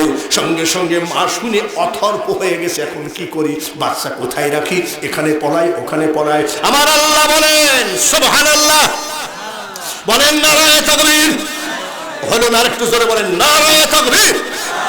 আমার আল্লাহ তাআলা বলেন মুসার মা পাগলামি করো না, ওই হামানের পুলিশ কিন্তু বাড়ি ঘেরাও করে ফেলেছে, তুমি এইভাবে বাচ্চাকে বাঁচাইতে পারবা না। আমি আল্লাহ তাআলা বলছি, তুমি যে তরকারি রান্না করলা, খাবার রান্না করলা, ওই জ্বলন্ত চুলার মধ্যে তোমার ছেলেকে ঢুকাইয়ে দাও, ঢেকে রাখো, জ্বলন্ত চুলার আগুনে তোমার ছেলে পড়বে না। আমি আল্লাহ জবান দিলাম, আমি তোমার ছেলেকে হেফাজত করব। আল্লাহ যখন বলতেছে আমার অসুবিধা কি, দিয়েছে বিসমিল্লাহ বলে 3 মাসের ছেলেকে ঢেকে ঠেলে তারপরে মুখটা ঢেকে রাখছে। হামানের দল এসে বলছে, এই বাড়িতে কোনো বাচ্চা আছে নাকি? বলে আছে। বলে কই? বলে এই যে আমার একটাই বাচ্চা মরিয়ম। বলতেছে না না, আমরা তো মেয়ে মারতে আসি নাই, ছেলে আসে নাকি? বলে আমার একটা মেয়ে দোয়া করে না, আমার জন্য ছেলে আসে। আসলে এই বাড়িতে ছেলে নাই, দোয়া আসা। আমরা বাচ্চা মাইরে বেড়াচ্ছি আর এই লোক আমার ছেলের জন্য দোয়া চায়। সরকারের কাছে রিপোর্ট চলে গেল, এই বাড়িতে কোনো ছেলে নাই, চলে গেল। এইবার পুলিশ চলে গেল, মা উঠানে চিৎকার করে কাঁদতে লাগলো, বিটি মরিয়ম রে, তোর ভাই তো পুড়ে ছাই হয়ে গেছে, একটা কয়লা হলেও এনে দে, আমার ওই কয়লাটা আমি মা বুকের সাথে ধরে একটু আমার জ্বলন্ত আগুন নিভাই। বোনটা বলে মা আমার দ্বারাই সম্ভব না আমার ভাইয়ের পুরা লাশ দেখা, তুমি যাও। মা বলে আমি যাব না, তুই যা। বোন বলে তুমি যাও। শেষ পর্যন্ত ভাইয়ের আমার একটা চামচ নিয়ে মুসা নবীর মা মনে করেছে ওই পুরা হাড্ডিগুলো এক জায়গায় কবর দিয়ে রাখি, ঢাকনিটা উঠায় দেখে রে মানুষ ভয় পায় না, আমার মওলা আমাদের সাথে আছে। ঢাকনি উঠায় দেখে 3 মাসের বাচ্চা মিটমিট করে হাসে। সুবহানাল্লাহ। কয় মাসের বাচ্চা?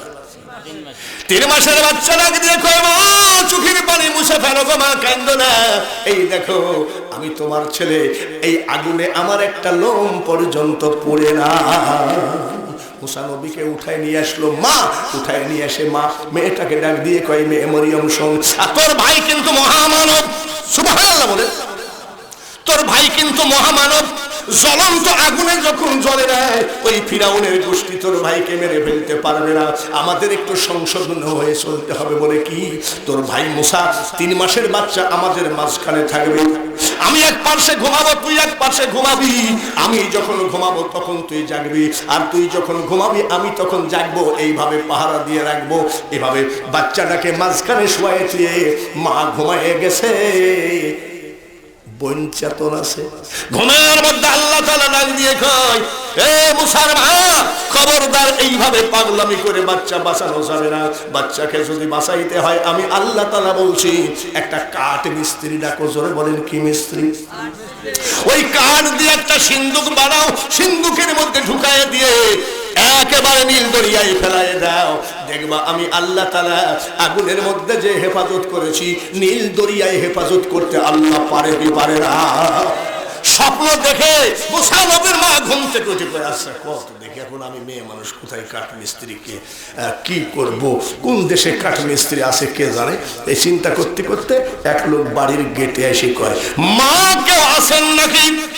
মা কিছু বানাবেন নাকি? এত সকালে ফেরিয়ালা দরজা খুলে বলছে, আপনি কে গো? বলে, মা গো, আমি কাঠ মিস্ত্রি, কিছু বানাবেন নাকি? মুসা নবীর মা ডাক দিয়ে কয়, বেটারে তুমি কি বানাইতে পারো? কাঠ মিস্ত্রি বলতেছে, কেউ যদি ছেলে নিয়ে বিপদে পড়ে থাকে আমি একটা সিন্দুক বানাইয়ে দিব, ওই সিন্দুকের মধ্যে ফেলাইয়ে দিলে ছেলের অসুবিধা হবে না। বলে, বাবা এদিকে, আমি তো ওই বিপদে আছি, ছেলে নিয়ে বিপদে আছি, তুমি কাঠ মিস্ত্রি? বলে, হ্যাঁ, একটা সিন্দুক বানাইয়ে দাও। সিন্দুক বানাতে গেলে কাঠ লাগে আর লোহা লাগে নাকি? লোহা মানে বুঝেন তো, কাঠ লাগে আর লোহা মানে পেরেক লাগে, কাঁটা লাগে। কত টাকা লাগবে বেটা বলতো? এইবার কাঠ মিস্ত্রি বলছে, মা একটা টাকাও লাগবে না, কাঠ আর লোহা আমার ব্যাগের ভিতরেই আছে, জোরে বলেন মারহাবা। তারপরে দেখেন তো কি হয়, মরবে নাকি? কাঠ মিস্ত্রি কি আসলে কাঠ মিস্ত্রি? কাঠ মিস্ত্রি কেডা বলবো নাকি? ফেরেশতা মানে ফেরেশতা কি মরে গেছে না এখনো আছে? আর পাগল, বাড়ি যাই তো ঘুমাবেন, একটু আসেন না, একটু দেখেন না আল্লাহর কত বড় ক্ষমতা। আলহাজ গিয়াসউদ্দিন ৫,০০০ টাকা দিলেন, সবাই যদি দোয়া পায়, আমি খেয়াল করি নাই, সবাই যদি দোয়া পায়, আলহাজ গিয়াসউদ্দিন সাহেব দোয়া পায় কি পায় না? জোরে বলেন পায়। আচ্ছা তাহলে কাজ করি, একেবারে ওয়াজ শুরু করি। এই যে ৫,০০০, এক গিয়াস ৫,০০০ আর এক গিয়াস ১০০। এবার আপনারা যে যা পারেন, একটু গোরস্থানে আপনার মা নাই, আপনার দাদি নাই, আপনার দাদা নাই, জিলাপির দোকানের টাকাটা না কিনি, না খরচ করি, একটুখানি খেলে মা বাপের জন্য একটু দিয়ে যান। এই টাকার বিনিময়ে যদি আপনার কাছে টাকা না থাকে, তাহলে আপনার মা যে কবরে বিপদে আছে, আপনার মার জন্য কি 10টা টাকাও চলে না নাকি? ও বাবা, যেভাবে টাকায় আছে আজকে আবার পকেটই নাই মনে হচ্ছে। ইমাম সাহেব নারায়ে তাকবীর 200 টাকা দান করলো। আপনারা বলেন, মৌলবীরা লোকের বাড়ি মিলাদ দেয়, নিজের বাড়ি দেয় না। ওরা লোকের বাড়ি খায়, নিজের বাড়ি খাওয়ায় না। ওরা দানের ওয়াজ করে, নিজেরা দান করে না। ইমাম সাহেব 200 টাকা মা বাবার জন্য দোয়া চায়, আল্লাহ কবুল করে নি। আপনার পকেটে কি 5 টাকার একটা কয়েনও নাই নাকি? যে আপনার মা যে গোরস্থানে শুয়ে আছে, যে না আমি আজকে আমার মার জন্য 10টা টাকা দিই, এত নিষ্ঠুর হলে হয় নাকি? তাড়াতাড়ি আসেন, ওই মার জন্য সন্তান রে কত টাকা ডাক্তারকে দিলা, কবিরাজকে দিলা, কত টাকা সিটার বাট করে নিয়ে গেল, আজকে 10 টাকার একটা নোট হলো মার জন্য দান করে যাও। তারপরে দেখা যাক, ইনশাল্লাহ ওয়াজ চলতেই থাকবে। আর এক ভাই আমার 200 টাকা দান করেছে, আপনার সম্বল ভাই আপনি 5 টাকার একটা কয়েন হলো দান করে যান। তো খুশির ঠেলায় বড় বড় বক্স নিয়ে এসে গান বাজাইলো। আমাদের এক নাতি হয় সম্পর্কে, গান, কি গান বাজায়? বলে বর্তমান ডিজে গান। কি গান? ডিজে। তবে সে আবার কি বলে বর্তমানে চলতেছে, আমি গানে এত জোরে জোরে বলে, আরে দাদা কালকে আমরা যে লাফান লাফাইছি, যদি লুঙ্গির নিচে জাঙ্গি না থাকতো তাহলে খবর ছিল। তাহলে লাফাইতে লাফাইতে কি হয়ে যায়? তো খুলে গেলে অসুবিধা কি? ঈদ মানে আনন্দ, ঈদ মানে মুসলমানের কোনো আনন্দ নাই। মুসলমানের সব সময় একটাই কথা, যা করো তা করো রে মন, পিছের কথা রেখো স্মরণ বরাবরই। ও তোর পিছে পিছে ঘুরছে সমন, কোন দিন হাতে দেবে দড়ি। রাত 10টার সময় একটা লোক আমাকে ফোন করলো সাদাতপুর থেকে, বলে হুজুর গো আগামীকাল একটু সকাল সকাল আইসেন, আপনাকে নিয়ে একটু নাস্তা করবো। রাত বেলা 2টার সময় ফোন আসলো, আব্দুল সালাম বলে লোকটা নাই। বলে কি ব্যাপার? বলে ফজরের নামাজ পড়ে শুধু একটা কথা বললো, বুকের মধ্যে ব্যথা করতেছে, সঙ্গে সঙ্গে মারা গেছে। এই বুকের ব্যথা মানে আজরাইল চেপে ধরেছে। জোরে বলেন ঠিক কিনা? ঠিক কিনা? এত আনন্দ কিসের তোমার? তুমি তো মুসলমানের ছেলে। প্রধানমন্ত্রী পুরস্কার দিল ক্রিকেটার প্রধানমন্ত্রীর হাত থেকে পুরস্কার নেওয়ার সাথে সাথে আমি কি হনুরে? একটা কথা আছে না, আমি কি হনুরে? প্রধানমন্ত্রী ফুল প্যান্ট খুলে হাফ প্যান্ট পরে ঘুরে, বিশাল এক লম্বা। কি ব্যাপার? এই অবস্থাকে কি, এই অবস্থাকে কি ব্যাপার? আর চুল যে কি কাটা কাইতেছে, এখানে দেখি 3টা দাগ দেওয়া। আমি খোদা আরো জানি কত কিছু দেখবো ভাই। এই কোন লাপিতে কাটিছে, এটা বিদেশি কাঠি। তারপরে মোটর সাইকেল চালাই ফুটুক করে দৌড় মারে, তার মানে তার ভাবই আলাদা। হঠাৎ করে প্রধানমন্ত্রীর হাতের পুরস্কার নিয়ে এমন ভাবে লোকটা অহংকার এসে গেল, নিজেকে বিশাল কিছু মনে করলো। মোটর সাইকেল যাচ্ছে দুই ভাই, আপন দুই ভাই, মোটর সাইকেল পাগলামি চালানো, তার কারণ প্রধানমন্ত্রীর লোক। এইবার ড্রাম ট্রাক চিনেন নাকি? ড্রাম ট্রাক, ড্রাম ট্রাক এতদিন ছিল না, বর্তমানে এসেছে। এই ড্রাম ট্রাকের কোম্পানির ড্রাইভারকে বলেছে একটা পাতি ভাঙতে পারলে 50,000 টাকা পুরস্কার। তাহলে এবার বুঝে নিয়ে ড্রাম ট্রাকের ব্যাপারটা কি। Drum truck বেয়ারা, ক্রিকেটারও বেয়ারা। কোরআন শরীফ খুলেন, আল্লাহ তাআলা বলেন সীমা লঙ্ঘনকারীকে আল্লাহ তাআলা পছন্দ করেন না। ড্রামটাকে সীমা লঙ্ঘন করেছে, ক্রিকেটারও সীমা লঙ্ঘন করেছে। ভাইরা আমার, একটা ধাক্কা মেরে পড়ে গেল, ড্রামটা তাদের উপর দিয়ে চলে গেল। দুইজনের কল্লা একদিকে, বডি আর একদিকে। আইসো যেদিন তোমার ডাক পড়িবে ওই কবর মাঝে শুইতে, আর জোগাড় কিছু করছো রে যুবক তার মাঝে বিষাইতে। আবারও বলি, ঈদ মানে কি? আনন্দ। আমিরুল মুমিনিন খলিফাতুল মুসলিমিন হযরত ওমর রাদিয়াল্লাহু তাআলা আনহু ঈদের দিনে বাবা জানলা দরজা বন্ধ করে কোরআন শরীফ পড়তেছে। কোরআন শরীফ পড়তে গিয়ে পেয়েছে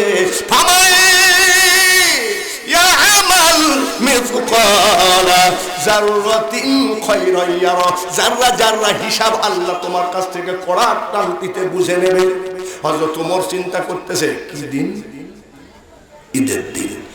সর্বনাশ, এই হিসাব যদি আল্লাহ আমাকে নেয়, আমি যে যুবক কালে রক্তের গরমে আখেরি পয়গম্বরকে জবাই করতে গেছিলাম, এই হিসাব যদি উঠে তাই তো আমার কবরে আযাব আছে। ঈদের দিনে কবরের আযাবের ভয়ে কাঁদলে আমি যে অপরাধী, তাম পৃথিবীর মাটিতে যে জায়গায় কবর, আমার তো আযাব হবে, আমার তো আযাব হবে। আমি এখন করি কি? কাঁদতেছে। ওনার ছেলে ডাক দিয়ে কয়, আব্বা দরজা খুলো। বলে না। জানলা খুলো। বলে না। কাঁদতেছো কেন? ঈদ মানে কি? ঈদ মানে খুশি, আর উনি কাঁদতেছে। এ তো পাকা বেদাত। বেশি হাসা ভালো না, হাসো কম, কান্দো বেশি। আব্বা কি হয়েছে?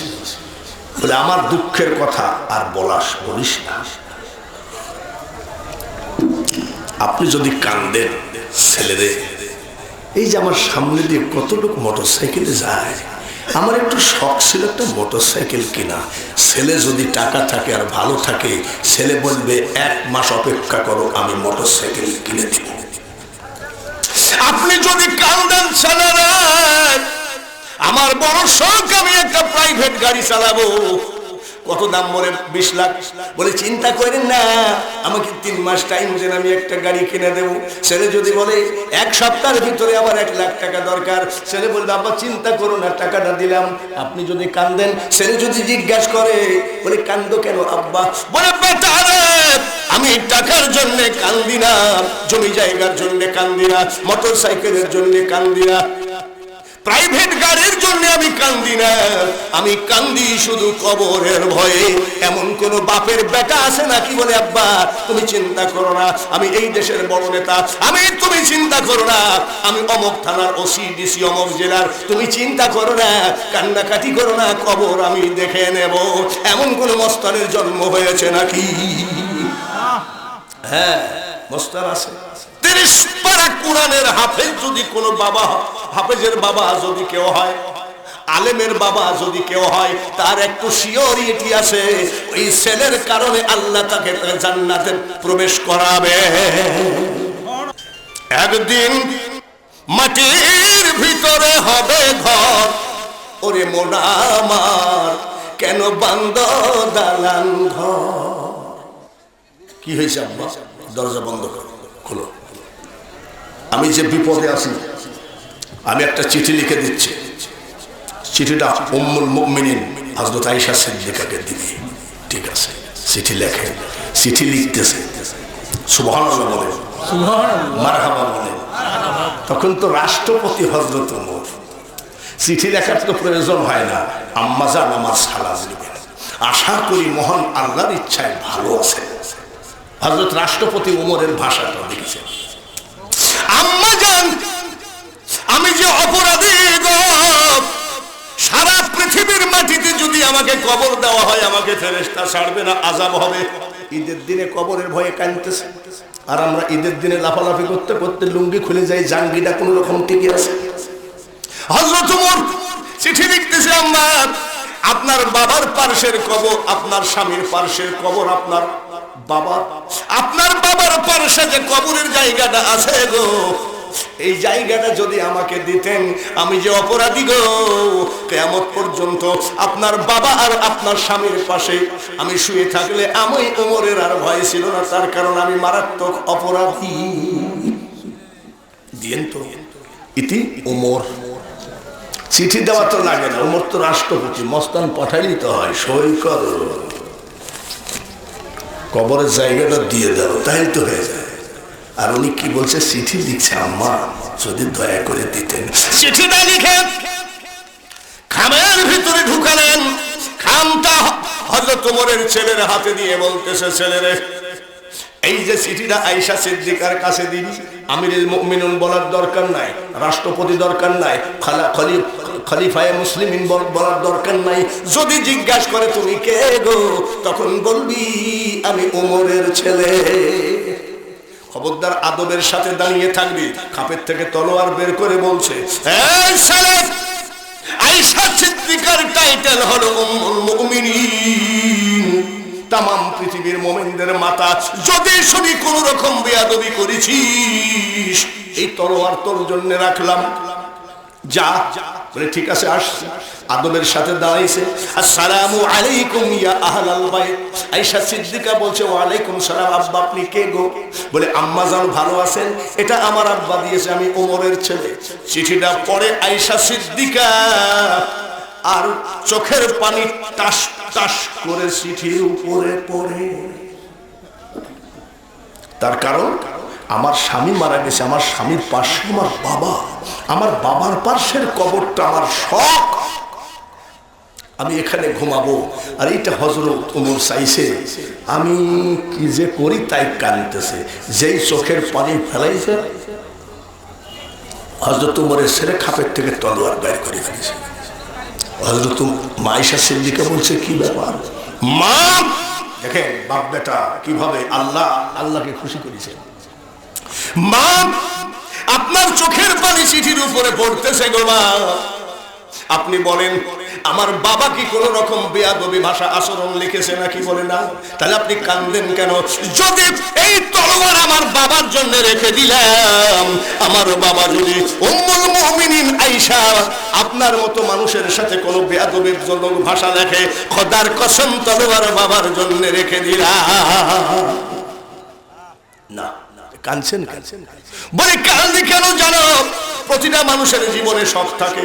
আমার নবী যেই জায়গায় ঘুমিয়ে আছেন, ওই মসজিদে নববীর, ওটা হলো হুজরা শরীফ ছিল, এইটা আবু বকর সিদ্দিকের জায়গা। প্রত্যেক সম্পত্তি হিসাবে মালিক হলেন আয়েশা সিদ্দিকা। আমার শখ ছিল আমার বাবার পাশে, স্বামীর পাশে ঘুমাবো, কিন্তু তোমার বাবা ওই জায়গাটা চেয়েছে, তাই আমার দিতে বড় কষ্ট হয়। বলে মাগো কিছু বেয়াদবি মাফ করবেন, এটা আপনার ব্যাপার আর আমার বাবার ব্যাপার, আমি কিছুই বলতে পারবো না। চিঠি লিখতেছে, জোরে বলেন কি লিখতেছে? জোরে কম। চিঠি লিখতেছে মা আয়েশা সিদ্দিকা, চিঠি লিখতেছে, ওগো ওমর আমার দোয়া নিও, আমার সালাম নিও, আশা করি মহান আল্লাহ তাআলার ইচ্ছায় ভালো আছো। এমন একটা জায়গায় আঘাত করেছিস রে বেটা, দিতে বড় কষ্ট হয়, তারপরেও আল্লাহর ওয়াস্তে আমার কবরের জায়গাটা ছেড়ে দিলাম। তার কারণ আমি মেয়ে মানুষ ঘরে বসা ছিলাম রে, আর এই কোরআনের জন্য তোমরা তলোয়ার ধরেছিলা, ইসলামের জন্য, কোরআনের জন্য, দিন ইসলামের জন্য তোমরা যা করেছো আমি আয়েশা তা করতে পারি নাই। ইসলামের দিকে তাকায়ে আমি আয়েশা তোমাকে ওই কবরের জায়গাটা দিয়ে দিলাম। জোরে বলেন সুবহানাল্লাহ। জ্ঞানী বুঝে ইশারায় মূর্খ সাপল দিয়ে চোখের মনি ফাটাইয়া দিলে বোঝে না। হযরত ওমরের মতো মানুষ যদি কবরের ভয় করে আর সেই গোরস্থানের মাহফিলে আপনি বাজারে আড্ডা মারেন, তাই বলেছিলাম মনে হয় আপনার মা আর বাবা মরে না। আসুন, সন্তানের কাছে দাবি। আমরা যখন মাদ্রাসার থেকে বাড়ি আসতাম 10 দিন 15 দিন পর বিদায় দিতেন, মা কোলের মধ্যে জড়ায় ধরে বলতেন, মাদ্রাসায় তোমাকে এমনি পড়তে দেই নাই আব্বা। বলে কি জন্যে? কামাই খাওয়ার আশা করি না বেটা, তুই মরিলে মাটি দিবি আর মরণ কালে আল্লাহ তাআলার কুরআন পড়ে শোনাবি। আমার মা মরার সময়, মরার কিছু আগে বলতেছে, আব্বা আমি কি বেহেশতে যাব? তো আমি কত দেখি, আমি কি বলতে পারবো যে বেহেশতে যাব? আমার মা আমাকে আগেকার মা তো সরল সুরা, আরে মা তুমি বেহেশতে যাবা কিভাবে? মা আমার জীবনে যতগুলো ওয়াজ করেছি গো মা, প্রত্যেক ওয়াজে 1 ফোঁটা করে চোখের পানি ফেলেছি। 1 গিলাস চোখের পানি আমি তোমার সন্তান তোমাকে উপহার দিলাম। সন্তানের যদি চোখ দিয়ে পানি ঝরে, আল্লাহ তাআলা বলে ওই কুমার গাড়ি জালসায় চলে যাও ফেরেশতা, ওই পানিটা গিলাসে করে আটকাও। বলে পানি কি হবে? আল্লাহ তাআলা বলেন ওই সন্তানের চোখের পানি দিয়ে আমি আল্লাহ আর মা আর বাবার জাহান্নামের আগুন নিভাইয়ে দিই। এসপি যদি বংশের মধ্যে একটা থাকে, পুলিশে ধরার ভয় আছে নাকি? এসপি থাকলে পুলিশে ধরার ভয় আছে। আপনাকে রাত 3টার সময় আটঘরিয়া থানার ওসি এসে বলছে আপনি অ্যারেস্ট, হ্যান্ডকাপ লাগাই ফেলছেন, কিন্তু আপনার চাচাতো ভাই একটা এসপি আছে। আপনার স্ত্রী বাথরুমের মধ্যে যাই ফোন করছে, হ্যালো এসপি সাহেব, আমি তোমার ভাবি বলছি তোমার ভাইকে আটঘরিয়া থানার ওসি হ্যান্ডকাপ লাগাইছে, অ্যারেস্ট করেছে। বলে তাই নাকি ভাবি? চিন্তা করেন না, দারোগার ওসিকে দেন। কি দেন? ঘুষ দেন না মোবাইল দেন? মোবাইল। স্যার একটু কথা বলেন, পুলিশ তো একটু গরম না হলে কি আর হয় নাকি? বলে কোনো ফোন করা করে হবে না, কোনো নেতা দিয়ে কাজ হবে না, এটা কোনো নেতা না, একটু ধরে। ওসি আবার বলছে নেতা না থেকে দেখি হ্যালো, বলে আমি পাবনার এসপি বলছি। Yes boss. জি স্যার। বলে ওটা আমার চাচাতো ভাই। স্যার স্যার হ্যান্ডকাপ খুলে ফেলাইছি। বংশের ভিতরে যদি একটা এসপি থাকে, ওই এসপি আটঘরিয়া থানায় ফোন করে দিবে, ওটা কিন্তু আমার চাচাতো ভাই, দেখে রাখো। আপনি রাস্তা দিয়ে গেলে ওসি বলবে আব্বা ভালো আছেন, বলবে কি বলবে না? তাহলে বংশের মধ্যে একটা এসপি থাকলে যদি দুনিয়ায় মামলা মোকদ্দমায় না পড়েন গো, কিয়ামতের মামলা ঠেকানোর জন্য একটা ছেলেকে আলেম বানানোই লাগে। কিয়ামতের মাঠে তোমার ফুটানি থাকবে না, আলেমের ফুটানি থাকবে। এখন বর্তমানে নেতাদের একটা পাওয়ার আছে না? সে নেতা যদি নামাজ পড়ুক বা না পড়ুক, আছে না? নেতাদের যেমন এই বর্তমানে বাংলার জমিনে একটা দাপট আছে গো, কিয়ামতের মাঠে দাপট হবে একমাত্র নামাজি ব্যক্তি।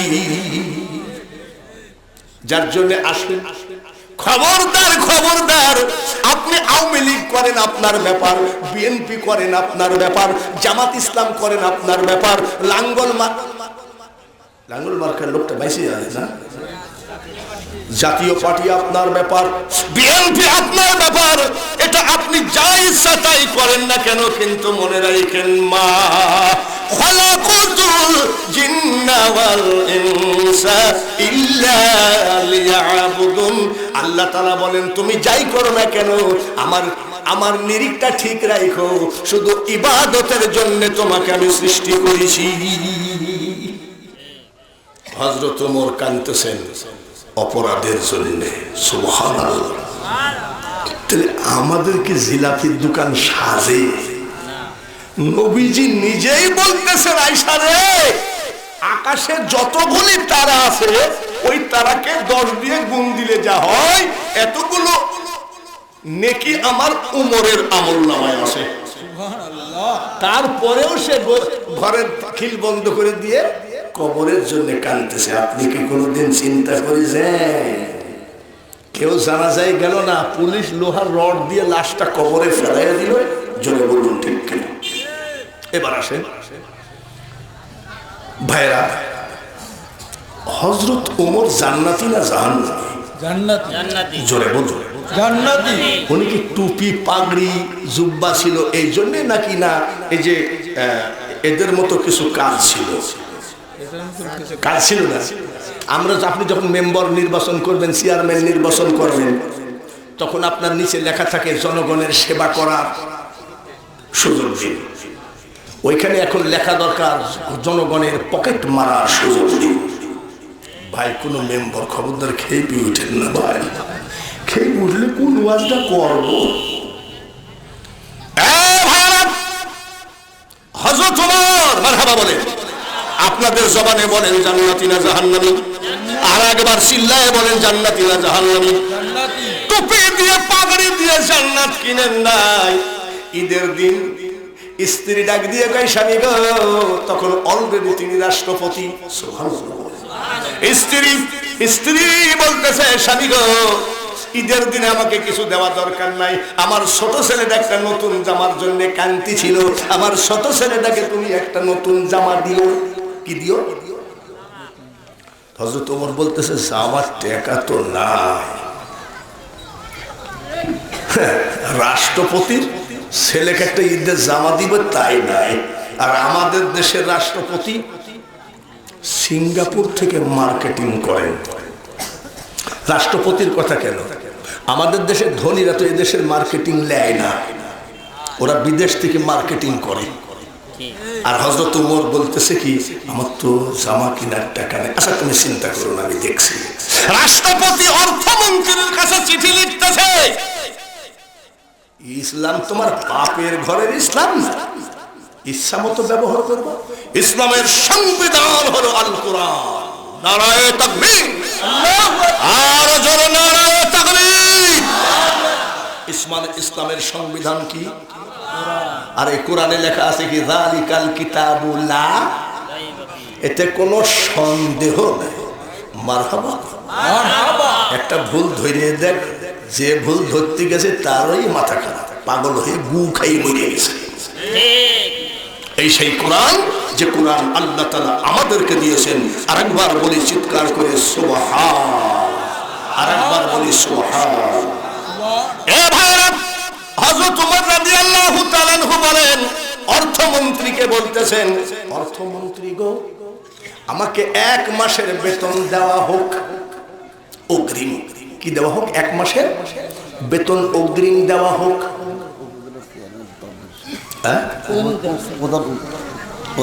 প্রধান অতিথি এসেছেন, দেখি নামটা দেখি, জনাব মোহাম্মদ তানভীর ইসলাম, চেয়ারম্যান উপজেলা পরিষদ আটঘরিয়া।